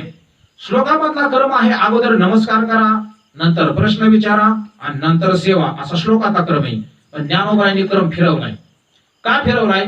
कारण प्रणिपात अगोदर असतो, सेवा अगोदर असते का प्रश्न अगोदर असतो? सेवा केल्यानंतर प्रश्न विचारावा का प्रश्न करून सेवा करावी? सोपं आहे ना सगळं. अगोदर सेवा करावी, नंतर प्रश्न विचारावा. म्हणून ज्ञानोबाने असं सांगितलेले, जेथं ज्ञानाचा कोरठा ते तर सेवा हा दार म्हणता. पहिलं दार जर काय असेल, सद्गुरूकडे गेल्यानंतर ज्ञान प्राप्तीचं, तर पहिली काय केली पाहिजे? सेवा केली पाहिजे. मग काल सांगितलं तुम्हाला की 100 गायी गुरु द्यायचे, दिल्यानंतर सांगायचे की या गायीच्या 1000 गायी होईपर्यंत तू पुन्हा इकडे आश्रमाकडे यायचंच नाही. आणि मग तो साधक जायचा 1000 गायी झाल्यानंतर, अहो त्याला तिकडच ज्ञान व्हायचं, गुरुला ज्ञान सांगायचं आवश्यक, कारण सेवेमध्ये एवढी ताकद आहे. आपण जितकी सेवा करू, ते शंकराचार्यांच्या चरित्रात एक चरित्र आहे त्रोटकाचार्यांचं. म्हणजे आपण नाथ महाराजांचं ते ऐकतो ना, गावोबाचं चरित्र. पोळ्या खायला नाथ महाराजांकडे राहिला होता. तर पोळ्या अगोदर हे सांगतो, नंतर आता दोन्ही आठवले तर दोन्ही सांगतो. एक बाई एक पोराला घेऊन आली नाथ महाराजांकडे, आणि नाथ महाराजाला सांगितलं, हे पोरगा आजपासून तुमचं. नाथ महाराज म्हणले, का ग बाई एवढी का वैतागली त्याला? का वैतागली म्हणजे हातावरचं पोटे म्हणजे रोज कुठं जावं लागतं, कष्ट करावं लागतं, तेव्हा खायला मिळतं. हे पोरग काट रोज पुरणपोळी मागते, कुठून द्यायची त्याला? नाथ महाराज म्हणजे काही अडचण नाही, माझ्या घरी देवाला रोज पुरणपोळीचा नैवेद्य असतो. नाथ महाराज संपन्न होते, रोज पुरणपोळीचा नैवेद्य देवाला असायचा. त्या पोराला तिथं ठेवून घेतलं. पोरा काहीच करत नव्हतं, नुसतं पुरणपोळी खायचं, पडून राहायचं बिंदास. काय घेणं नाही, देणं नाही, काय नाही, काम काहीच नाही त्याला. आणि नाथ महाराजांचं इहलोकाचं कार्य संपलं. नाथ महाराजाला असं वाटलं की चला आता आपण आता इहलोकाची यात्रा संपवली पाहिजे. लोकांना सांगितलं, हे बघा सगळे आले होते प्रवचनाला, उद्या मी माझा देह गंगेमध्ये अर्पण करणार आहे. तर रामायणाचं काम चालू होतं यायचं, भावार्थ रामायणाचं. त्याचे 7 कांड आहेत. बालकांड आहे, अयोध्याकांड आहे, अरण्यकांड आहे, किष्किंधा कांड आहे, त्याच्या पुढे युद्धकांड आहे, उत्तरकांड आहे, हे कुठलं तरी राहिलं म्हणजे सुंदरकांड आहे. तर 5 कांड लिहून झाली होती. युद्धकांड आणि उत्तरकांड 2 कांड याची राहिली होती. नाथ महाराजांनी सांगितलं, हे पहा मी उद्या एक जणांवर कृपा करणार आहे आणि त्याने माझं राहिलेलं हे भावार्थ रामायणाचं लिखाणाचं काम पूर्ण करायचं.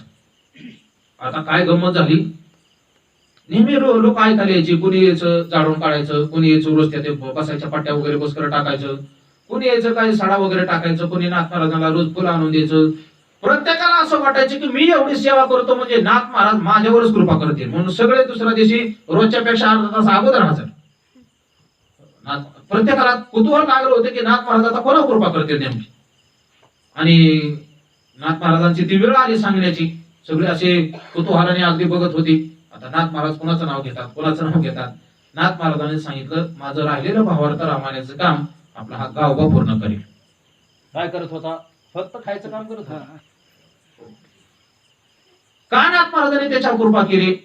ऐका, साधूच्या घरी राहण्याकरता सुद्धा सगळ्याचा त्यागच करावा लागतो, तर साधूच्या घरी राहता येते का गंमत लक्षात?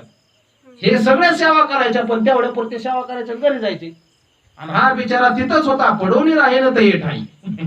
हो, कुठं जाणे नाही. नाथ महाराजांच्या घरी फक्त पडून. आणि म्हणून असे संत महात्म्यांच्या जवळ कुठल्याही भावनेने जरी गेलो तरी सुद्धा संत महात्मे आपल्यावर कृपा करतात. फक्त तिथं जाणं गरजेचं आहे, जवळ जाणं गरजेचं आहे. पांडुरंग बाबा घुले एक त्यांचं कीर्तन झालं ते असतं गाथा मंदिराचं, त्यात त्यांचं एक वाक्य असतं, ही अक्षर दगडाला घेऊन वर आलेली, म्हणजे दगडाला सुद्धा हे अक्षराने तारलेले. पण कोणत्या दगडाला तारलेले? जी अक्षर जी दगड ह्या अक्षराला बांधली गेली ती दगड तारली, तिकडं तिकडं माळावर पडलेली नाही. तसं आपण ठरवायचे की आपण कोणाला बांधून घ्यायचंय, बायका पोरात बांधून घ्यायचंय का गाथा ज्ञानेश्वरीला बांधून घ्यायचंय, हे आपल्या हातात आहे. म्हणून आपण जर आपलं जीवन स्वाधीन करून दिलं, उभं चिंतन करत राहायचं, कळो नाही कळो. ज्ञानेश्वरीचं तर जनाबाईने असं सांगितलेलं आहे, वाचावी ज्ञानेश्वरी डोळा पाहावी पंढरी, ज्ञान होय अज्ञानासी. ज्ञानाला ज्ञान होईन याच्यात वर नाही, अज्ञानाला ज्ञान कसं काय होतं? हा ज्ञानेश्वरीला दिलेला वर आहे. म्हणून नाही कळलं तरी ज्ञानेश्वरी माणसाने वाचावं, असं आहे. चला लांब चाललो आपण, पसरा घातला आज लय मोठा, आपण अजून तसंच आहे. चला सोड, थोडक्यात एवढं सुटलं की सुटलं जा मग लगेच, आहे ना. पुढे एका चरणात उदाहरण दिलेले. तर मी हे सांगत होतो, अशा सद्गुरूकडे गेल्यानंतर मग सद्गुरू काय करतात? कृपा करतात. पण आता हरिपाठाचा विशेष आहे. काय हरिपाठाचा विशेष आहे? विवेक लागत नाही, वैराग्य लागत नाही, म्हणजे एकदम लागतच नाही असं नाही हा. पण जो अधिकार ज्ञान प्राप्त करता ज्ञानशास्त्राने सांगितलेला आहे, विवेक वैराग्य समाधी षटक मुमुक्षुत्व, तुम्ही एखाद्या गुरुकडे जा, ते श्रोत्रिय पाहिजे, ब्रह्मनिष्ठ पाहिजे, कृपाळू पाहिजे, हे काहीच गरज नाही हो. ज्ञानोबराय म्हणतात फक्त तुम्ही हरिमुखे म्हणा. हरिमुखे म्हणल्यानंतर सुद्धा तुम्हाला त्या साधकाला जे प्राप्त होतं तेच तुम्हाला प्राप्त होणार आहे. काय गमत आहे? हे हरिपाठाचं महत्व आहे, हे हरिपाठाचं महात्म्य आहे. म्हणून या धाग्याला धरून बालयोगी महाराजांनी शेवटच्या धाग्याला पकडून बोध शब्दाचा अर्थ करताना ज्ञानातला बोध घेतला नाही. त्यांनी अर्थ असा केलेला आहे, हरी दिशे जनी वनी आत्मतत्वी. याच्याहून 3 अधिकारी सांगितलेले. जनी म्हणजे जगामध्ये हरी दिसतो कोणाला? निष्काम कर्म करणाऱ्या साधकाला जगामध्ये सुद्धा हरी दिसतो. वनी शब्दाचा अर्थ आहे उपासना करणारा एकांतात जातो, एकांतात गेल्यानंतर वनामध्ये सुद्धा त्याला हरी दिसतो.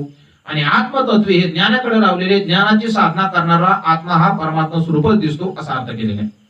अर्थ तसा गोड आहे. म्हणून हे सगुण भक्तीचं काय आहे? महात्म्य आहे. म्हणून ज्ञानोबराय सांगतात तो बोध कसा आहे आता आम्हाला पाहू. साधू बोध झाला तो नुरोनिया ठेला. गंमत आहे, नुरोनिया ठेला म्हणजे नुरोनिया शब्दाचा अर्थ शिल्लक राहिला नाही, पण ठेला पण राहिला.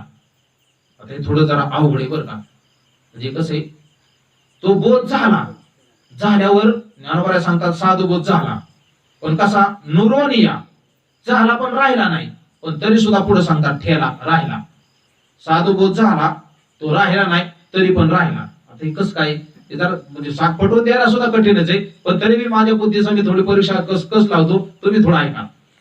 ज्यामध्ये अमृतानुभवामध्ये अशी गोवी आलेली, निरंजनी निदेला तो कवणी नाही देखीला. ज्ञानोबराय सांगतात एक माणूस वनामध्ये आहे, झोपलेला आहे, तिथे त्याला पाहणारा कोणीच नाही. आता तो झोपलेला असल्यामुळे तोही मी इथं आहे असं जाणायला सध्या तो वृत्तीवर नाही. मग तिथं कोणीच नाही का? तो माणूस आहे, त्याला पाहणारा कोणी नाही. वनामध्ये असल्यामुळे तो सुद्धा गाढ झोपलेला असल्यामुळे मी इथं आहे असंही त्याला आठवत नाही, कारण झोपलेल्या माणसाला काहीच आठवत नाही. मग ज्ञानोबरायने असा प्रश्न विचारला, तो तिथं नाहीच का? आहे ना, आहे पण सांगायला येत नाही. याला म्हणायचं नुरोनिया ठेला, बोध झाला. ऐका अजून जरा अवघड आहे. परमार्थाच्या क्षेत्रामध्ये पाप आणि पुण्य, आपण ह्याच्या कथा ऐकलेल्या. मी सांगा सुरुवात केली की तुमच्या त्या पाठाची कथा, पण अगोदर सूत्र सांगतो. परमार्थामध्ये पाप जितकं घातक आहे तेवढंच पुण्य घातक आहे. पुण्य सुद्धा संपावं लागतं, पाप तर संपावं लागतं, पण पुण्य सुद्धा संपावं लागतं. ऐका आता सोपं उदाहरण आठवलं. हातरून टाकून माणूस पडलेला असतो, दिवसभर शेतात काही काम केलेलं असतं, आणि शेजारी येतो नेमका, त्याला काहीतरी अडचण असते, काय काम असतं त्याच्या येतो, गणपतराव झोपले काय? आता मला तुम्हाला विचारायचे, खरा झोपलेला माणूस बोलन का? आता नाटकच करायचं असल्यावर नाटकी माणसं बी बोलत नाहीत बरं का, झोपेचं सोंग घेतलेली माणसं. पण प्रामाणिक माणूस असेल तर, गाढ झोपलेला असेल तर तो काय म्हणतो? काहीच म्हणत नाही. गाढ झोपलेला असले काहीच म्हणत नाही. आणि जर झोपलेला नसेल, जाग असेल तर नाही म्हणला, आताच फोडलोय, आताच झोपलोय. समजा कल्पना करा, एखादा म्हणला हा झोपलोय, काय झोपलोय आता झोपले म्हटल्यानंतर खरं झोपलाय का होतो? जागा आहे म्हणून तो बोलू शकतोय अजून. मी झोपलो हे सांगतोय, ज्या अर्थी मी झोपलो हे सांगतोय त्या अर्थी तो अजून झोपलेला नाही.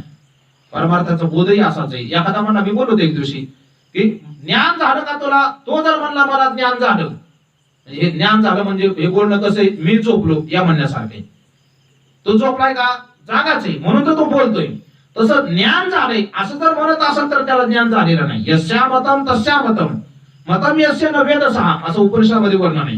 जो म्हणतो की मी जाणलं, वेद सांगतोय नाही काहीच जाणलेलं नाही. म्हणून हा बोध झाला, पण त्याच्यामध्ये काय केले? शून्यवादाचं खंडन केलेले. नास्तिकाचे म्हणजे नास्तिकाची 6 शास्त्र आहेत, त्याच्यामध्ये बौद्धांचे एक शास्त्र आहे, एक 4 वाकाचे शास्त्र आहे, एक जैनाचं शास्त्र आहे आणि एक बौद्धाची 4 शिष्य आहेत. त्या दिवशी आठवलं नव्हतं, आता आठवलं नेमकं. तर बौद्धांचे 4 शिष्य आहेत, त्यांचे 4 वाद आहेत. स्वलक्षणम स्वलक्षणम, सर्वम शून्यम शून्यम असं त्यांचं, सर्वम क्षणिकम क्षणिकम आणि सर्वम स्वलक्षणम स्वलक्षणम असे त्यांचे मत आहे. तिकडे इतक्यात आपल्याला अवघडात जायचं काम नाही, पण त्यांचं एक मत असे, सर्वम शून्यम शून्यम, हे सगळं शून्य, सगळं शून्य. झोपल्यानंतर आपल्याला काहीच आठवत नाही, मी आठवत नाही, समोरचं आठवत नाही, काहीच आठवत नाही. तसं ते म्हणतात की सगळं जे काय आहे शून्य आहे. म्हणून त्या शून्यवादाचं खंडन करण्याकरता ज्ञानोबरायांनी ठेला शब्द वापरलेला आहे. काहीच राहिलं नाही असं नाही, तो परमात्मा राहिला. म्हणून शून्य सिद्धांत बोधू कवने सत्ता होय सिद्धू. शून्य सिद्धांत बोध, त्याला विचारलं तुम्ही सगळं शून्य का म्हणता? अहो म्हणले शून्य हे काहीच राहत नाही शिल्लक. ज्ञानोबराय म्हणजे शास्त्र त्यांना असं विचारतं, काहीच शिल्लक राहत नाही, हे जाणणारा कोणीतरी आहे ना तुमच्याकडं? ते काय म्हणतात, आम्हाला काही शिल्लक राहत नाही. आता काही शिल्लक राहत नाही हे कोणाला कळालं? ज्ञानोबरायांनी त्यांनाच प्रश्न विचारलाय. शून्य सिद्धांत बोधू कवने सत्ता होय सिद्धू, आणि काहीच राहत नाही हे ज्याला कळतं ना त्यालाच आमच्यात देव म्हणतात, असं त्याला उत्तर दिलेले. म्हणून इथे ज्ञानोबराय ते सांगतात, साधू बोध झाला तो नुरानी ठेला. बोध झालेला का? आता तुम्हाला उदाहरण सांगतो, सगळ्यांना माहिती पण तरी पण सांगतो. पुण्य आणि पाप म्हणजे सोन्याची बेडी आणि लोखंडाची बेडी सारखं काम आहे.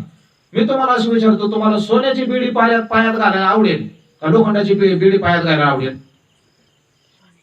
सोन्याची. नक्की थोडं विचार करून बोला. सोन्याची बेडी पायात घालायला आवडेल का लोखंडाची बेडी पायात घालायला आवडेल?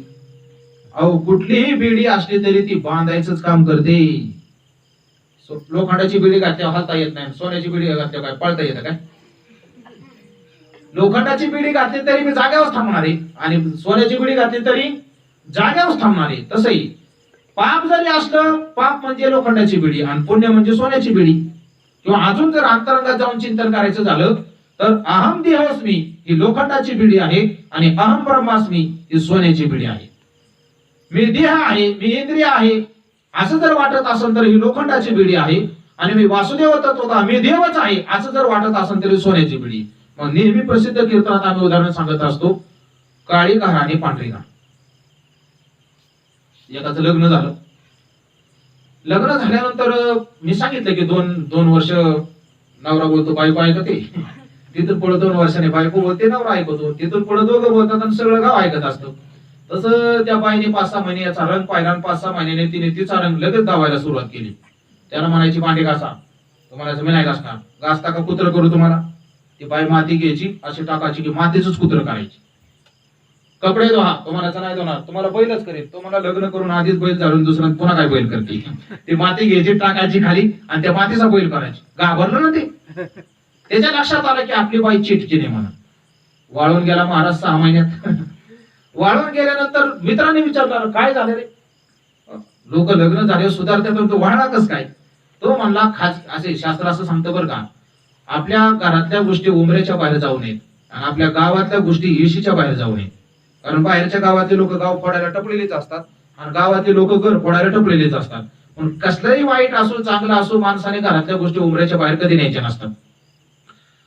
त्याने सांगितलं, पण एक मी तुम्हाला सांगितलं होतं मित्राची लक्षणं, कुणी कोणापाशीच काय बोलत नाही पण मित्रापाशी मन मोकळं करतो. तो मित्र जवळचा होता, त्याने सांगितलं कोणाला सांगू नये, पण तू माझा जवळचा मित्र म्हणून तुला सांगतो. म्हणजे काय, लग्न केले म्हणलं पण बायको चिटकीन मिळाली, सगळी कामं मलाच सांगते, याच्यावर काय उपाय?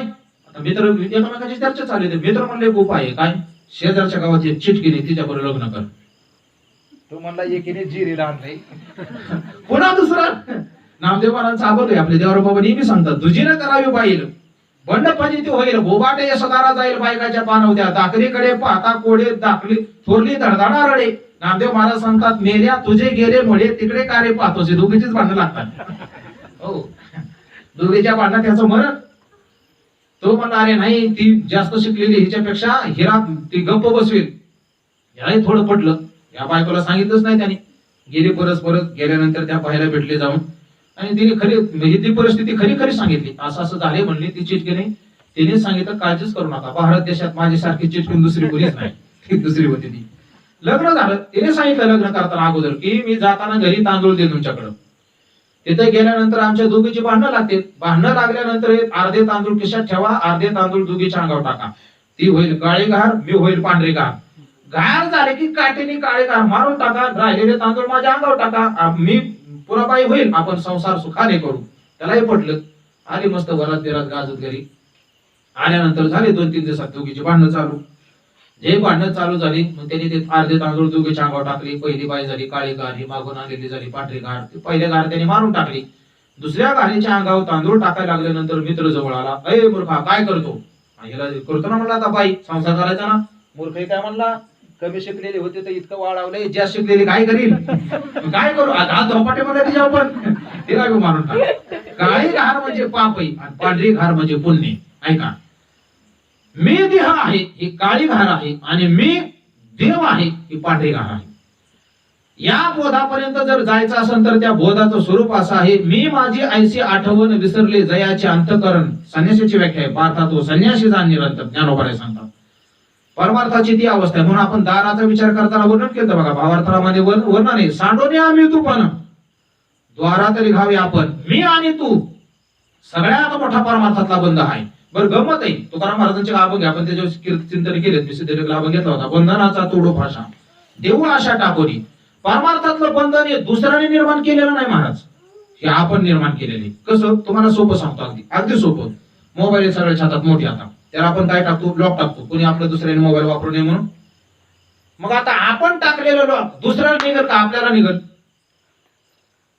आपल्यालाच निघल ना दुसऱ्याला माहितच नसतं.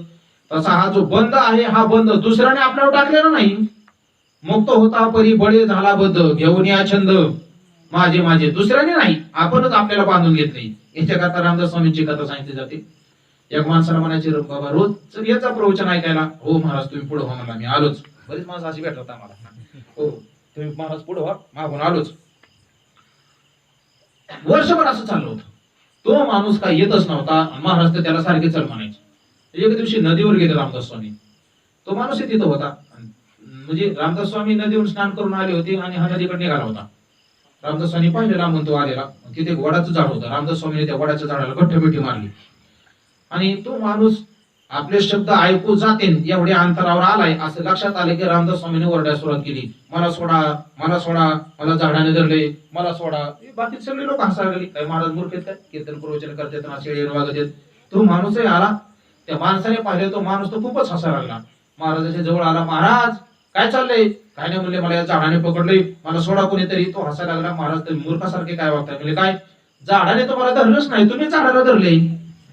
रामदास स्वामी सांगतात मी तुला 2 वर्ष झालं तेच सांगतोय संसार तुला धरतच नाही. तो संसारात धरले देख चल. काय बंधन संसारातलं हे काय संसाराने गमत अजून तुम्हाला सांगतो. आपण ज्या बैलांना आपली बैल म्हणतो ती बैल कधीतरी म्हणतात का हा मालक माझा आहे. उद्याचार बघा बरं. आपण आतापर्यंत ज्या शेतीला माझी शेती म्हणत आलो ती शेती कधीतरी म्हणते का हे मालक माझा आहे. सगळ्या संसाराच्या गोष्टीचा असेल. इथं बंधन हे लोकांनी प्राप्त करून दिलेलं नाही. हे बंधन जीवाने प्राप्त करून घेतलेलं आहे. आणि म्हणून हे बंधन तोडायचं जर असेल तर त्याच्याकरता संत महात्म्यांच्या संगतीत जाणं गरजेचे. संत महात्मे आपल्याला काय करतात तो बोध देतात. बोध दिला मज सांगाते मार्ग दाविला नीट भ्रांती हे समळ गेली दिसू लागली वाट नाचत प्रेम छंदे चालू लागलो सपाट एका जनार्दनी पावलो पंढरी पेठ. नाथ मला सांगतात संत महात्मे तो बोध देतात. त्याने काय होतं भ्रांती हे समळ गेली. संसार सत्य आहे संसार सुख देणार आहे ही जी काय भ्रांती आहे नाथ मला सांगतात ती सगळी गेली. आता नाचत प्रेम छंदे चालू लागलो सपाट पंढरीची वाट धरली. वारकऱ्याच्या संगतीमध्ये गुळगुळा वाजते टाळ जन धनात आदर साळ असं नाचायला लागलो. त्याचा परिणाम असा झाला एका जनार्दनी पावलो पंढरी पेठ. पंढरी शब्दाचा अर्थ तीर्थक्षेत्र असा तर आहेच पण पंढरी शब्दाचा अर्थ आहे आपलं आत्मस्वरूप. त्या आत्मस्वरूपाची प्राप्ती हे सगळ्या शास्त्राचं साध्य. आत्मस्वरूप म्हणजेच परमात्मा, पण तो व्यापकत्वाने कळणं गरजेचं आहे. मग असा तो बोध आहे. ज्ञानोबा इथं सांगतात, साधू बोध झाला नोरोनिया ठेला, ठाईच मुराला अनुभव. हा बोध कसा आहे, शिल्लक राहिला नाही, तो मुरून गेला. गमत बघा, बोध मुरणं काय भानगडे, मुरायच्या अगोदर कुठली वस्तू नासत असते.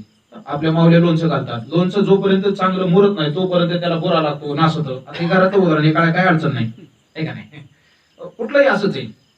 एखादी पोरगी नवीन स्वयंपाकाला लागली ते मुरेपर्यंत चपात्या जाळील तरी, नकाशा तरी करील, इकडून जाड तरी करेल, इकडून पातळ तरी करील.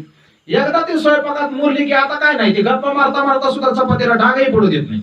हो, याला बोरणं म्हणतात. तसंच कीर्तनकार प्रवचन करायचे, नवीन नवीन कच्चेच असतात. कसं तरी इकडून प्रमाण आठवत, तिकडून आठवत, टाळ करायची मदत घे, आमकं कर तमकं कर, बळ 2 तास कडे लावा लागतात. एकदा मोरला की मग आता काय अडचण नाही, 4 तास बसा म्हणले तरी बसायची तयारी, आता काय अडचण नाही. हो, सुरुवातीला 2 तास पाठवून पुरवायचं लय अवघड जातं नवीन. एकदा का त्याची नजर आली मग काय अडचण आहे. आता तुम्ही मला किती वेळ, कारण भागवत 6-6 तास केले असल्यामुळे मला किती बोलायला हवं तुम्ही, आता मी किती फाटे फोडू शकतो, काही अडचण नाही. ऐका, जुनं झालं की मग फरक असतो, मुरणं याला म्हणतात. तसं परमार्थाच्या क्षेत्रामध्ये सुद्धा बोध जो आहे तो बोध मुरला पाहिजे. बोध मुरणं शब्दाचा अर्थ काय, बोध मुरणं शब्दाचा अर्थ आहे संसाराची आसक्ती अंतःकरणातून निघून गेली पाहिजे आणि परमतत्वाची, परमात्म्याचं प्रेम अंतःकरणामध्ये आपल्या आलं पाहिजे. इतकं नामस्मरण, इतकी साधना आपल्या जीवनात झाली पाहिजे. ज्ञानोबा सांगतात, ठाईच मुराला अनुभव. बघा, पाणी मुरणं असा शब्द आहे. पाणी इथे जमिनीत पाणी मुरलं म्हणतो आपण. पाणी मुरलं म्हणजे तिथं पाणी नसतं का, पाणी असतं पण दिसतं का, दिसत नाही. या बोधाचं स्वरूप तसं आहे. बोध नसतो का, असतो पण दिसतो का म्हणजे सांगता येत नाही. हा विषय आपला झालेला आहे. सांगता येणे हे सुख दृष्टीमुखानं पोरे, याला म्हणतात साधू बोध. मग हा कसा आहे हे पटण्याकरता ज्ञानोबाईने दुसऱ्या चरणात उदाहरण दिलेले. कापुराची वाती उजळली ज्योती, किंवा कापुराच्या वाती उजळल्या ज्योती असं प्रमाण म्हणतात. पण इथं माझ्या समोर गाथा आहे, गाथ्यामध्ये असा पाठ आहे, कापुराची वाती उजळली ज्योती, ठाईच समाप्ती झाली जैसी. आता कापूर म्हणजे ऐका, इथं थोडं लक्षण लावून घ्यायची. कापूर हा जीवाच्या ठिकाणी आहे आणि कापराला जाळणारा अग्नी हा गुरुच्या ठिकाणी आहे. कारण गुरुचा बोध झाल्यानंतर तो जीवाला बोध झाल्यानंतर तो बोध कसा आहे त्याचं चिंतन चालले. मग आता ऐका, कापुराची वाती उजळलेली ज्योती, अग्नी कापराला लावला, कापराला अग्नी लावल्यानंतर थोडा वेळ ती ज्योत तयार होते. गमत अशी आहे, ती ज्योत तयार झाल्यानंतर तो कापूर सगळा जळून जातो. कापूर जळून गेल्यानंतर बाकीच्या वस्तू जळल्यानंतर जशी काजळी शिल्लक राहते तशी काजळी कापराची राहते का, कापराची राहत नाही. तसं या बोधाचं आहे. एकदा हा बोध झाला की आता गमत अशी आहे, सांगणारा शिल्लक राहत नाही, ऐकणारा शिल्लक राहत नाही आणि बोधही शिल्लक राहत नाही. म्हणून कापराचं उदाहरण दिलेले. त्या परमतत्वाच्या बोधावर गेल्यानंतर सांगणारा गुरुही त्याच्या दृष्टीने शिल्लक राहत नाही, ऐकणारा शिष्यही शिल्लक राहत नाही आणि गुरुने जो बोध दिलाय तो बोधही शिल्लक राहत नाही. का राहत नाही, त्याचं उत्तर आहे परमात्मा हा एक आहे. एकत्वाची अनुभूती आल्यानंतर दुसरं शिल्लकच नाही. जिथं दुसरं शिल्लकच नाही तिथं गुरु आणि शिष्य हे सुद्धा शिल्लक राहत नाही. म्हणजे त्रिपुटी सगळी बाधित होऊन जाते असा त्याचा अर्थ आहे. काहीच समाप्ती झाली जशी. ज्याप्रमाणे अग्नीही संपून जातो, कापूरही संपून जातो, आता अवशेष काहीच शिल्लक राहत नाही, तसं एकदा का सद्गुरूने आपल्याला बोध केला, आता त्याच्या दृष्टीने सद्गुरूही राहत नाहीत, शिष्यही राहत नाही, बोधही राहत नाही. मग तुम्ही असं म्हणता, असं जर आहे तर मग आता ज्ञान झाल्यानंतर तो गुरुच्या पाया पडत नाही का, असं नाही. असं एक वचन आहे, यावत जीव त्रयोवंद्या वेदांत गुरुरीश्वर. ज्ञान जरी झालं तरी 3 जणांना नमस्कार करायला सांगितलं नाही. आयुष्यभर वेदांताला, गुरुजीला आणि ईश्वराला त्याने विसरायचं नाही. बाकी त्याला काय संबंध नाही राहिला कोणाचा. परमात्मा तत्वाच्या बोधावर झाल्यानंतर हे 3ही त्याला यावत जीव म्हणजे जोपर्यंत श्वास चालू आहे, देह आहे, तोपर्यंत त्याला हे वंदनीयच असतात. म्हणून ज्ञानोबा सांगतात, तो कसा आहे, मोक्ष रेखे आला भाग्य विनटला, साधूचा अंकिरा हरिभक्त. तो आता मोक्षाच्या रेषेपर्यंत आला.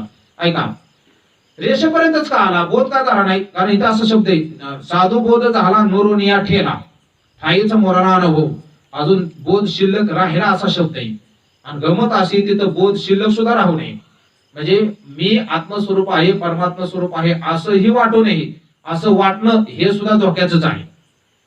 म्हणून गुरुवर्य आमचे चैतन्य महाराज एक उदाहरण सांगत असतात. 112 वर्ष गुरुजीकडे राहिला. 12 वर्ष राहिल्यानंतर त्याचं अध्ययन वगैरे झालं आणि त्याला गृहस्थ आश्रमामध्ये प्रवेश करायचा होता. गुरुजी मध्ये काय अडचण नाही, तुझी जशी इच्छा असेल त्याप्रमाणे घरी जा, पण घरी गेल्यानंतर मी तुला एक मंत्र सांगतो, त्या मंत्राचं तू काय करायचं, स्मरण करायचं. त्याला मंत्र दिला दासोहम. दासोहम म्हणजे मी दास आहे असा त्याचा अर्थ होतो. अहम दासहा असा त्याचा अर्थ आहे. दासोहम अहम दासहा. मग त्याला तो मंत्र दिला, तो मंत्र घेऊन घरी गेला आणि त्याने सुरू केलं दासोहम दासोहम. पण त्याला ते खटकायचं. काय खटकायचं? 12 वर्ष आपण अभ्यास केला आणि पुन्हा म्हणायचं दासोहम मध्ये पडतंय का? मी एवढा मोठा महाराज आणि पुन्हा मी दास आहे म्हणायचं म्हणजे पडतंय का? मग त्याने काय केलं माहितीये का? त्या दासोहमच्या पुढे एक स लावला. सदासोहम. सदासोहम मी सदा परमात्मा आहे असा त्याचा अर्थ झाला. सदासो सह अहम. सोहम शब्दाचा अर्थ सह म्हणजे ते आणि अहम म्हणजे मी. ते परमात्मा तर तो मी आहे असा त्याचा अर्थ होतो. सदासोहम मी सदासोहम आहे, सदासोहम आहे, सदासोहम आहे. 1 वर्षानंतर गुरुजी त्याच्याकडे गेले. कसं काय, बरं झालंय ना? हो म्हणले बरे. काय मी सांगितलेली साधना करतो का नाही? करतो म्हणले. पण तुम्ही दिलेला मंत्र पटत नव्हता म्हणून मी थोडा बदल केला. म्हणजे काय बदल केलाय? म्हणजे मी तुम्ही दिलेल्या मंत्राच्या पुढे स लावलेले, सदासोहम असं म्हणतोय. गुरुजी म्हणले मला ज्याची भीती होती तेच झालं. काय? ज्ञान प्राप्त झाल्यानंतर ज्ञानाचा अभिमान माणसाकडे शिल्लक राहू नये, तर याला ज्ञानाचाच अभिमान झालाय. मग गुरुजी म्हणले एक काम कर, ते काय बरोबर नाही म्हणले, मी तुला अजून थोडा मंत्र बदलून देतो. त्या सच्या पुढे माझा अजून एक दा लाव. मग आता काय झालं? दास दासोहम मी दासाचा दास आहे. एक अभंग म्हणतात बघा तिरमकापा, दास झालो हरिदासाचा. बुद्धी काय म्हणे वाचा, ते प्रेमाचा सुकाळ टाळ मृदंग कल्लोळ. तुकोबरायांचा पुढे अभंग आहे. किंवा नाटाच्या अभंगामध्ये एक अभंग आहे, दास्य करी दासाचे. भगवान परमात्मा दासाचं दास्य करतो. दास्य करी दासाचे उनेन साहित्याचे. तुकोबराय नाटाच्या अभंगामध्ये म्हणतात की भगवान परमात्मा दास्यत्व करतो. आता जिथं देव दास्यत्व करतो तिथं आपल्यासारख्या निमिजासपणा करण्यात काय अर्थ आहे? म्हणून त्याला सांगितलं दास दासोहम या मंत्राचं. पण त्याला ते पुन्हा खटाकलं. त्याने पुन्हा आपला एक आगाव स लावून दिला. सदा सदा सोहम मी सतत सतत परमात्मा आहे. हे कशा करता सांगितलं की त्या बोधापर्यंत गेल्यानंतर कुठलीच वृत्ती शिल्लक न राहणं. इथं थेना असा शब्द आल्यामुळं एक मला भाव असा सुचलेला आहे की तो बोध आपल्याला झालाय अशा प्रकारची एक सूक्ष्म वृत्ती अंतःकरणात शिल्लक आहे. तीही ज्यावेळेस नष्ट होईल त्यावेळेस तो दारातून परमात्मा स्वरूपामध्ये प्रवेश करणार आहे. म्हणून ज्ञानोबराय सांगतात मोक्ष रेखा आला. आता तो मोक्षाच्या दारात आलाय. काय झालं त्याच्या जीवनात? भाग्य विरटला. हे सगळ्यात मोठं भाग्य. संसारामध्ये भाग्याचं जे वर्णन केलेलं आहे ते वर्णन कसं कुचकामी आहे. ऐका थोडं सांगतो. श्रीमद भागवतामध्ये आपण ज्याला भाग्य म्हणतो, आम्ही कीर्तनामध्ये नेहमी चिंतन करत असतो. जेथे जाऊ तेथे कपाळसरशी अभंगामध्ये मी नेहमी चिंतन मांडत असतो. संसारामध्ये कशाला म्हणतात भाग्य? त्याचा अभंगा चरण आहे, भाग्य तरी नोहे धनपुत्र दारा निकटवास बरा संतापाई. संसारात भाग्य कशाला म्हणतात? धनाला भाग्य म्हणतात. ज्यास धर्माला असंत म्हणतात वा हा भाग्यवान आहे. दारा म्हणजे बायको जर आज्ञाधारी असेल तर लोक म्हणतात भाग्यवान आहे. आणि पुत्र ऐकण्यात असेल तर त्यांना लोक भाग्यवान. 3च भाग्य संसारामध्ये, चौथं भाग्य काय नाही. परमार्थामध्ये याला भाग्य म्हटलेलं नाही. का भाग्य म्हटले नाही? कारण धनाच्या पाठीमागे 15 अनर्थे. स्थेयम हिंसा अनर्थम दंभहा कामहा क्रोधास मयो मदाहा भेदो वैरम विश्वास संस्पर्धा व्यसनानिच. आता हे सगळं सांगायचं म्हणजे ह्या 2 तास लागतील. सांगत नाही सगळे, 1-2 सांगतो फक्त.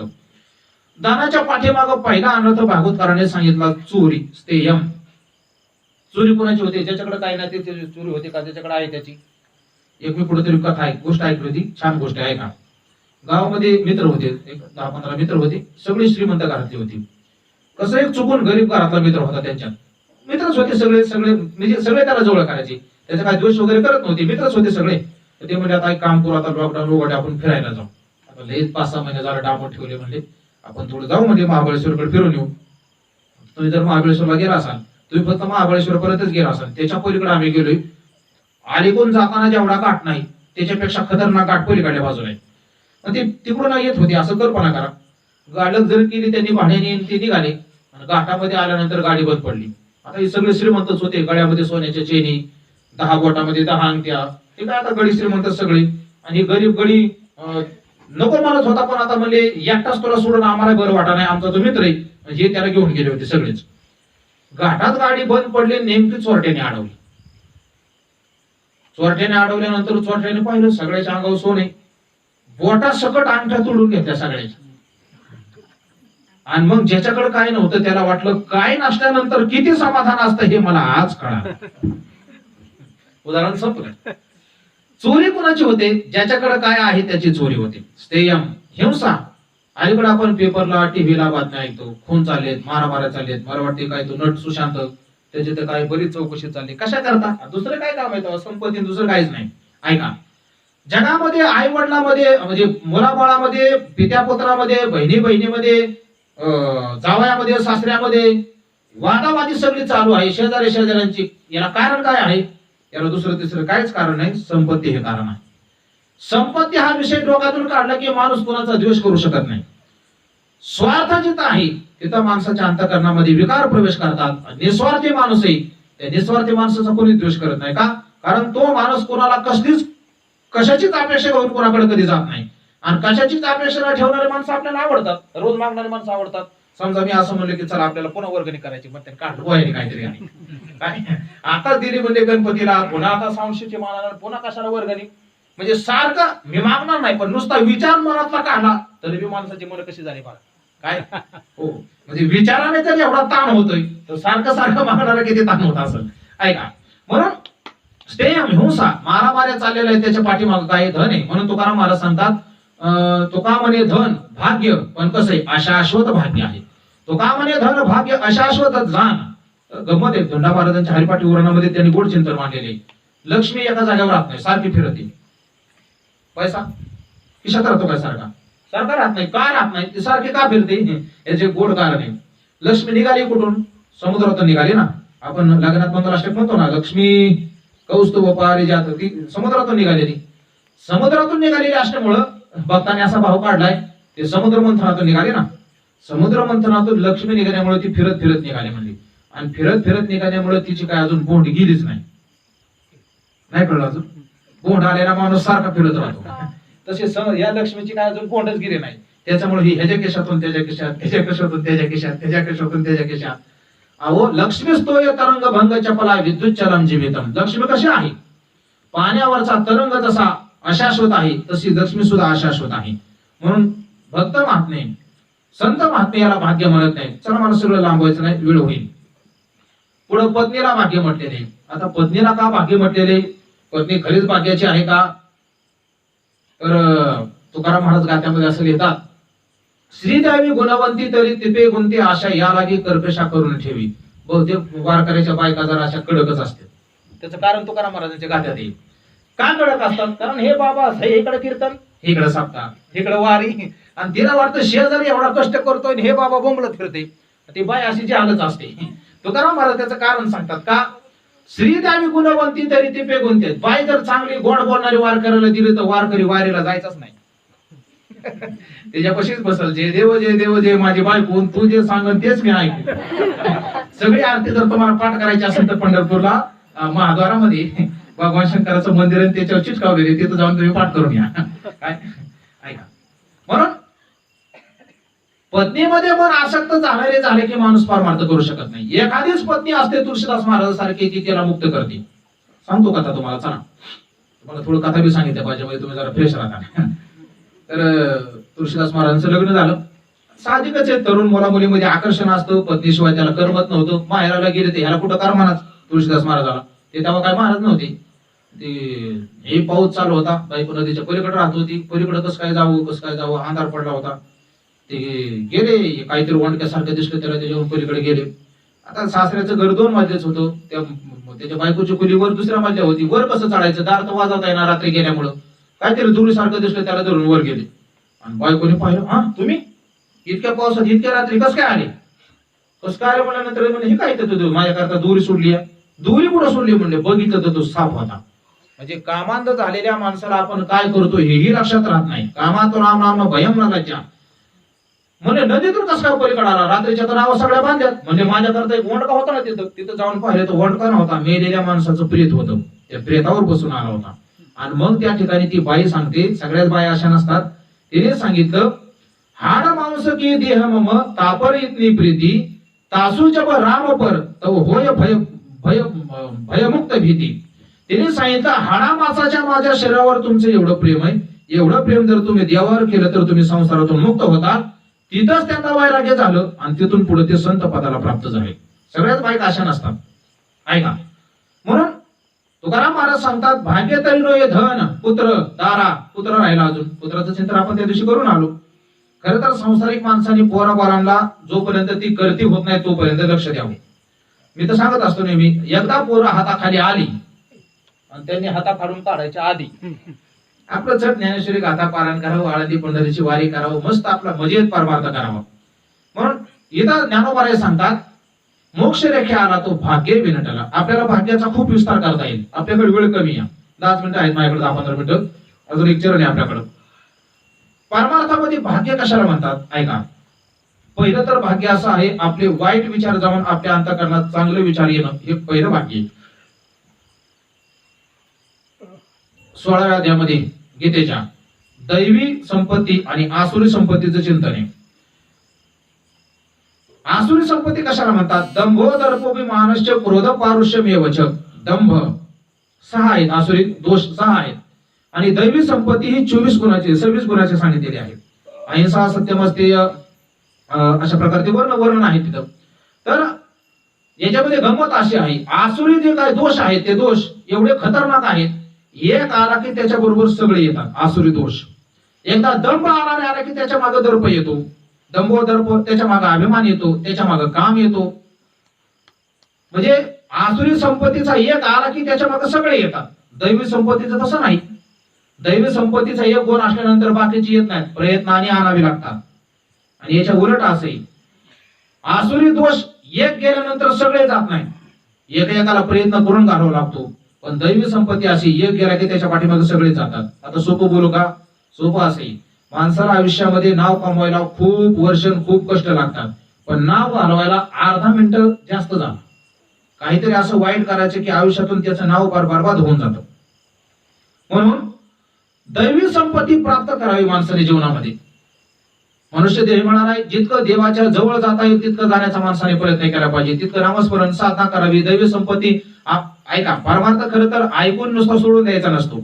ऐकून प्रवचनातून गेल्यानंतर विचार करावा की आपण नेमकं आज काय ऐकलं, याचा आपल्या जीवनाचा काय संबंध आहे का? उगाच वेळ वाया घालवतोय, दिवसभर काम करायचे पुन्हा इथे तास जायचं, काय संबंध आहे याचा विचार करावा. आणि विचार केल्यानंतर आपलं लक्षात येईल, मी बोललो होतो की या अक्षर जितकी जवळ आहे तितकं जगातलं कोणच आपल्या जवळ नाही. ही अक्षर आपल्याला आपल्या आत्मस्वरूपापर्यंत घेऊन जाणारे आहेत. म्हणून भाग्य विरटाला म्हणजे ही सगळी भाग्य. तुकाराम महाराज सांगतात, आम्ही भाग्यवान आहोत. मी माझ्या संचिताला मी धन्य मानतो. धन्य मी मानेन आपुले संचित, राहिलीचे प्रीत तुझे नामी. अहो, आपल्या जगण्याचं माणसाला कौतुक वाटावं. तुकोबरायांचा आपण सगळ्याच्या पाठे प्रमाण आठवलं तर बघा, नाही तुम्ही सांगालच आहे. आपण जे जीवन जगतो त्याचं माणसाला कौतुक वाटावं. आतापर्यंत जे जीवन जगलो त्याचं कौतुक वाटावं. आपल्याला वाटतं काय? तुकाराम महाराजांना विचारलं, तुमचं काय? तुम्ही एवढं बोलता. कौतुक वाटे झाले हवेचाचे, नाम मंगळाचे तेने गुणे. याच्यासाठी केला होता 8चं 3रं चरण. आपण आतापर्यंत जे जीवन जगलो, आतापर्यंत आपण कोणाला उपयोगाला आलो का? कोणाला मदत केली का? फक्त कुत्र्यासारखं, मांजरासारखं, बैलासारखं स्वतः करता जीवन जगलो? स्वतः करता जी माणसं जगतात ना, शास्त्र सांगतं ते जगत नाही, ते मेलेलेच असतात. दुसऱ्याच्या कामाला माणूस येत नाही, तो त्या माणसात जनावरात काय फरक आहे? जनावर बी हाकल्यानंतरच हाकतात, आणि हे सुद्धा घरच्या माणसाने हाकल्यावर सांगतात. कीर्तनकार विनोदाने सांगतात, एकदा लग्न झालं की तिने बेल दिली की हे गडी उठ म्हणले की उठतात, बस म्हणले की बसतात, डबल दिली की सुटतात. काय संसारिक माणसं तर असंच आहे. स्वार्थाकरता जीवन जगणारे माणसं जगून न जगल्यासारखे, मेल्यासारखेच आहेत. म्हणून आपलं जीवन किती लोकांच्या काम. परमार्थाची व्याख्या आमचे गुरुवारी चैतन्य महाराज सांगत असतात. रोज इथं 24 तास बसला, पारायण केलं, नामस्मरण केलं, याला परमार्थ म्हणत नाहीत. परमार्थ त्याला म्हणतात की आपण लोकांच्या किती उपयोगाला आलो, याला खरा परमार्थ म्हणतात. चला, म्हणून ज्ञानोबा सांगतात भाग्य विरटला, की हा भाग्याने आता परिपूर्ण झालाय. मग तुकोबारायांचं जीवन सांगताना तुकोबाराय सांगतात की ठाकरा तो काही केला उपकार, केले हे शरीर कष्टवरी. तुकोबारायांच्या चरित्राचं गोड उदाहरण आहे, आम्ही कीर्तनात नेहमी सांगत असतो. चरित्रच तुकोबारायांचं गोड आहे. तुकाराम महाराज सांगतात, मला जेवढा होता येईल तेवढा उपकार केला. तुकाराम महाराजांच्या वेळेस चाकणला बाजार भरायचा. तुकाराम महाराज निघाले होते बाजारला, आणि तुकाराम महाराज बाजारला निघाल्यानंतर गावातली एक आजीबाई काठी टेकत टेकत तेलाचं कॅन हातामध्ये घेऊन चालली होती. तुकाराम महाराजांनी पाहिलं, पारमार्थिक माणसाचं अंतकरण हळवच असतं, कोणाचं दुःख पाहत नाही. त्याने विचारलं, आजीबाई कुठं चालल्या? म्हणजे चालली देऊला, तेल संपले. म्हणजे तेल नाही घरात. तुकाराम महाराज म्हणजे, आजीबाई मी बी योगायोगाने चाललोय. कशाला तुम्ही ताण घेताय? बाटली माझ्याकडे द्या, मी येतो तेल घेऊन.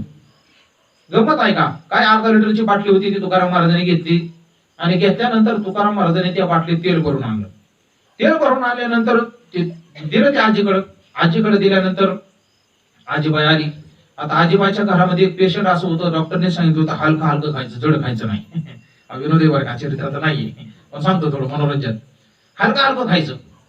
मग हलकं हलकं खायचं म्हणल्यानंतर तो विचार करायला लागला, हलकं काय म्हणजे पाणी तर काही नाही केलं तरी पाणी तर प्यावंच लागते म्हणजे, पाणी तर सगळ्यातच हलके म्हणजे काय अडचण नाही. बराच वेळ विचार केला, लक्षात आलं की पाण्यावर तेल तरंगतं म्हणजे पाण्यापेक्षा तेल कसं हलकं आहे. आणि मग त्याचं डोकं सुपर चालायला लागलं, म्हणजे तेलावर भजे तरंगतात, तेलावर कुरवड्या तरंगतात, तेलावर अनारसे तरंगतात, तेलावर शंकरपाळ्या तरंगतात, सगळी दिवाळीच. आणि मग काय रघु चरित्र सांगतात, काय काय चरित्र सांगणारे. महिनाभर दिवाळी घरात चालली होती तरी अर्धा लिटर तेल संपनाच. ही गंमत आहे चरित्रातली. विनोद म्हणून चरित्र नाही, सिद्धी संतांच्या घरी कशा काम करतात याच्यासाठी. तुकाराम महाराजांनी आणलेली तेलाची बाटली, अर्धा लिटर तेल रोज तळणं चालू आहे घरामध्ये, तरी तेलाची बाटली अजिबात कंगोरा बी हल्ला नाही. आणि मग काय जिवंत वर्तमानपत्र बायका म्हणजे. आता व्हॉट्सअप आल्यामुळे लगेच बातम्या पसरायला लागल्या, पण जुन्या काळात तुला म्हणून सांगते, तुला म्हणून सांगते, ठोको तुला म्हणून सांगते. ठोकोने पार इकडे सगळ्या तुकाराम नगरला येडा आणला, काळीवाडी बैरगोस्ती सगळीकडे. गमत अशी झाली, देहू मधल्या सगळ्याच बायांना ही बातमी कळाल्यानंतर बाजारच्या दिवशी सगळ्याच बाया बाटल्या घेऊन तुकाराम महाराजांकडे. मग ते पोत्रात बघितलंय आपण, ते पीस लावलेलं असतात कमरेला, सगळ्या बाटल्या तशा खोसल्या, इकडून काय इकडून काय इकडून काय इकडून काय, खांद्यावर काय हातात काय. तुकाराम महाराजांच्या अंगावर बाटली ठेवायचा जागा नाही. मग एका बाईने डोकं चालवलं, एक छकाट आणला मोठा, खांद्यावर दिला तुकाराम महाराजांच्या, आणि तुकाराम महाराजांच्या खांद्यावर दिला, त्याला बाटल्या अडकून दिल्या, गेले तुकाराम महाराज बाजारला. गमत ऐका, तुकाराम महाराजांनी बाटल्या त्या दुकानदाराच्या समोर टाकल्या. चरित्र म्हणजे चरित्र तुकोबारांचं. दुकानदाराने विचारलं, कोणत्या बाटलीत किती टाकायचं? हे बघ म्हणजे हे बाटल्यात दे, तुला काय टाकायचे ते टाक. गमत अशी चरित्रात सांगितली, ज्या बाईला जितकं तेल पाहिजे होतं, पैसे बी दिले होते बाईने, नाही असं नाही, बरोबर त्या बाईच्या तितक्याच पैसे इतकं तेल त्याच्या बाटलीत आलं. हे तुकोबारांचं चरित्र आहे, मला लांबवायचं नाही. तुकाराम महाराजांनी सगळ्याच्या बाटल्या नेला, हा तुकाराम महाराजांचा उपकार आहे. आपण असं उपकार करतो काय? अहो, आपल्याकडे मोठी गाडी असली तर आम्ही गाड्या घेऊन फिरतो, आम्ही दुसरा माणूस बी गाडीत घेत नाही, आमचं सांगतोय. तुमचं तर लांबच राहिलं काय नाही, म्हणजे ओळखीची घेतो बरं का, म्हणजे अपरिचित माणसाला कसं घेऊ नये. माणसाने प्रवास करताना खूप अवघड असते, कुठं काय होईल सांगता येत नाही. तसे आपल्या गावातले कोणी भेटलं तरी आम्ही कधी नाही म्हणत नाही बरं का. पण एक सांगतो तुम्हाला, काय काय महाराज लोक तर नाही, घरच्या माणसाला सुद्धा गाडीत बसवत नाही. घ्या तुम तयारी, अवघड आहे. ठाकरा तो काही केला उपकार, म्हणून आपल्या जीवनामध्ये सवय लागली पाहिजे. आपल्या, मी सांगितलं तुम्हाला, अनंत जन्माचे संस्कार आहेत आपल्यावर संसाराचे, ते आपल्याला लवकर तसे बाहेर निघून देत नाही. ह्याच्यातून बाहेर निघायचं असेल तर संतांच्या संगतीत आले पाहिजे, कारण संतांच्या संगतीतच असे ठोके पडतात. देवराम बाबाच्या संगतीतच असं दोन निघतो माणूस. इथं परमेश्वर बाबा चालत नाही, तिथं चालीच ऐकाय मिळते. परमेश्वर बाबा अशी बात कोणाला काय म्हणणार नाही. देवराम बाबा अगदी कदम मौलीच्या भाषेमध्ये खसकून नांगोर लावून काम चालते. काय आपल्याला कळलं पाहिजे, आपल्याला हा माणूस जे अर्थी रागावून बोलते ते अर्थी आपलं काहीतरी चुकत असेल. नाही का, लय गुळगुळीत बोलणाऱ्या माणसाकडे जाऊन आपला पारमार्थ होतच नसतो. त्यांच्या स्वार्थाकरता ते गुळगुळीत बोलतात. खसकून बोलणाऱ्या माणसाला काळजी असते आपल्या माणसाची, म्हणूनच बोलतात ना ते. आपण आपल्या पोरांना खवळतो, दुसऱ्याच्या पोरांना खवळतो का? नाही खवळत. दुसऱ्याची पोरं कशी वागू द्या, तिकडे काही करू द्या, आपण आपली पोरं आपण ताब्यात ठेवतो. तसं देवराम बाबाचं काम आहे. देवराम बाबाला वाटतं सगळ्यांनी चांगला, त्यात काय त्यांचा फायदा आहे का? आतापर्यंत कोणी नेऊन दिले त्यांना काय पैसे? चुकून बी नाही दिले, देऊ बी नाही. काय साधू महात्म्याला त्यांना बी काही गरज नाही, देऊ नये असं नाही. संत महात्म्याला खरं तर दिलं पाहिजे, तुम्ही देत नाहीत. मला तर काय 10 रुपये आले नाहीत अजून 4-5 दिवसात. द्यावं असं पण नाही बरं का, देऊ पण नका काय मला. एवढी आपल्या मंदिराकरता तुम्ही केलं, अहो इथंच पारमार्थ आपल्याला करायचं, हेच आनंद आहे सगळ्यात. पैसे काय येणार जाणारच आहेत. इथं काय आपल्याला कमी पडले की तिथं मात्र कोणी मागं पडायचं नाही, तेवढंच आहे, बाकी काय नाही. काय सांगत होतो, वाईट सवय आपल्या जीवनात आहे. मी कौतुक वाटे याच्याकरता बोलतो, आपल्या जीवनाचं कौतुक आपल्याला वाटलं पाहिजे. हो, एका तास जाऊन जर आपण विचार केला तर आज तुम्ही विचार करा गेल्यावर की आतापर्यंत जीवनामध्ये आपण किती लोकांकरता केलं. आणि तुम्हाला सांगतो, स्वार्थाकरता माणूस दिवसभर राबू द्या आणि दुसऱ्याच्या सुखाकरता 10 मिनिट जाऊ द्या, ते 10 मिनिटाचा आनंद आपल्याला दिवसभर सुखी ठेवतो, दिवसभर सुखी ठेवतो. चांगली सवय आपल्या जीवनात लागली पाहिजे. तुकोबाराय सांगतात, भाग्य मे नटाला मोक्ष रे आला, भाग्य मे नटाला. साधूचा अंकिला हरिभक्त, आणि हा हरिभक्त कसा आहे, साधूचा अंकिला, साधूच्या अंकित असावं. म्हणून माणसं म्हणतात नाही, पोरग माझं ऐकतच नाही, किंवा हे पोरग माझं ऐकतं. ऐकणं म्हणजे काय, साधूच्या अंकित राहणं. साधू तुकोबारा सांगतात ना, घालून या भार राहिलो निश्चिंती निरमिले संती विठोबासी. किंवा दुसरा अभंग, संतांचे पायी हा माझा विश्वास सर्व भावे दास झालो त्यांचा. संतांचं दास व्हायचं, संतांची पूजा करायची, संतांची सेवा करायची. संतांची सेवा कशी करायची? तुकाराम महाराज गाथ्यामध्ये सांगतात, शुद्धचर्या हे संतांचे पूजन, लागतची धन नाही वित्त. संतांना धन लागत नाही, पैसा लागत नाही. काय लागतं मग? आम्ही तेने सुखी म्हणा विठ्ठल विठ्ठल मुखी, तुमचे येर वित्त धन ते मज मृत्तिके समान, कंठी मिरवा तुळशी व्रत करा एकादशी, मनवा हरीचे दास तुका मने मजे यास. असं वागलं की संतांना सुख आहे. संतांना तुम्ही पैसे द्यावेत अजिबात कधी वाटत नाही. तुम्ही चांगलं वागले की संतांना सुख आहे. आणि चांगलं वागलं की आपोआप देव भेटतो. संत आपोआप येतात. पंचदशीमध्ये असा श्लोक आहे, सत्कर्म परिपाकाते करुणा निधीनो धृतः प्राप्यतीर तरुच्छाया विश्रामिंती यथा सुखम. सत्कर्माचा परिपाक झाला की साधूला बोलावं लागत नाही, साधू आपोआप येतात. कारण आपलं चिंतन होऊन गेलेले. म्हणून सत्कर्माचा परिपाक कशाने होतो? असं वागल्यानंतर होतो. तो का म्हणे सत्यकर्म व्हावे साह्य कातलिया वय नरकाजानी. चला, म्हणून साधूचा अंकित, साधूच्या अंकित असावं. साधू जसं सांगतात तसं आपलं जीवन वागण्याचा प्रयत्न करावा. असं झाल्यानंतर ज्ञानोबरायाने विचारलं, तुमचं काय? ज्ञानोबराय सांगतात, ज्ञान देवा गोडी संगती सज्जनी. परिणाम काय झाला? हरी दिशे जनी वनी आत्मतत्वी. ज्ञानोबराय सांगतात, ज्ञान देवा गोडी, माझी गोडी कशात आहे? संगतीत आहे. संगतीत माणूस कोणाची ना कोणाची करतो. संगतीशिवाय माणूस जगू शकत नाही. आता मी जरी तुमच्यात येऊन बसत नसतो तरी नेहमी ग्रंथाच्या संगतीत आमचं जीवन असतंच आहे. आमचं काहीतरी वाचन चालूच असते. कुठं तरी माणूस संगती करतो. संगती केल्याशिवाय माणसाला जमत नाही. मग वाईटाची करण्यापेक्षा चांगल्याची करावी. तुकोबाराय गाथ्यात बोलतात, पतन उद्धार संघाचा महिमा तेजावी आदमा संत सेवी. पतन करायचं का उद्धार हे संघावर अवलंबून आहे. आणि संघ आपण कोणाचा करतो? ज्ञानोबराय सांगतात, ज्ञान देवा गोडी संगती सज्जनी. सज्जनाच्या संगतीची गोडी आहे. म्हणून प्रयत्नपूर्वक माणसाने संतांची संगती करावी आणि प्रयत्नपूर्वक माणसाने दुर्जनाची संगती त्यागावी. देवराम बाबाचं मला एक आठवत असते चिंतन सांगताना. देवराम बाबा सांगतात, असा वाईट वागणारा माणूस जर समोरून आला ना, 2 तास संडासात बसावं पण त्याच्या पुढे जाऊ नये. अहो, त्या संडासातली घाण परवडली पण ही घाण परवडली नाही. कारण या घाणीच्या जवळ गेल्यानंतर जितकं आपल्या जीवनाचं वाटोळं होतं, मला नाही वाटत संडासातल्या घाणीने तितकं वाटोळं होईल. थोड्या वेळ वास येईल, बाहेर आले की चांगलंच आहे ना काय. म्हणून दुर्जनाचे भय धरावे त्या परी पिसाळल्यावरी धावे श्वान. पिसाळलेलं कुत्र अंगावर आल्यानंतर जितकं घाबरून पळून जातो, तसं तुकाराम महाराज सांगतात, दारू पिणारा माणूस, शिव्या देणारा माणूस, लोकांना फसवणारा माणूस असं समोरून आला ना, पिसाळलेलं कुत्र अंगावर आल्यावर जितकं आपण निघून जातो पळून, तितकं माणसाने काय करावं? बाजूला निघून जावं.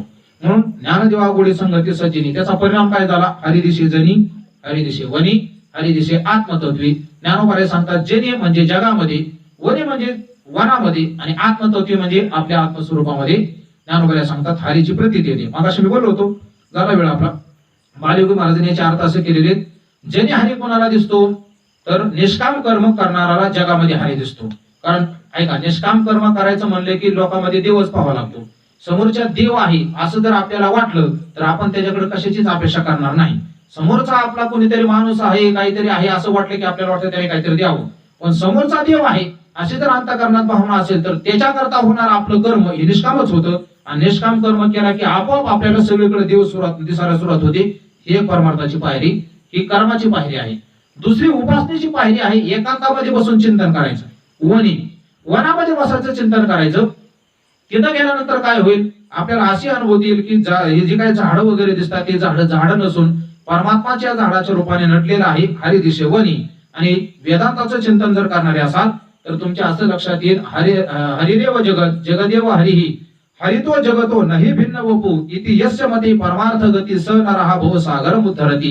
हे सगळं जगत माझा आत्मा सगळंच हरी स्वरूप आहे. पण हेच वेदांताचं परमसाध्य आहे. पण हरिपाठाच्या दृष्टीने विचार केला तर हरिमुखे म्हणा या साधनेचं हे फळ आहे. ह्या अनुभूतीपर्यंत आपलं जीवन जातं. भगवान करू अशी साधना करण्याची आपल्या सर्वांना बुद्धी हो, अशा प्रकारची सदिच्छा या आजच्या प्रवचनाच्या निमित्ताने व्यक्त करतो आणि याच ठिकाणी वाणीला पूर्ण विराम देतो. पुंडलिक वरदा विठ्ठल श्री ज्ञानदेव तुकाराम पंढरीनाथ भगवान की जय. विठ्ठल विठ्ठल विठ्ठल विठ्ठल विठ्ठल विठ्ठल.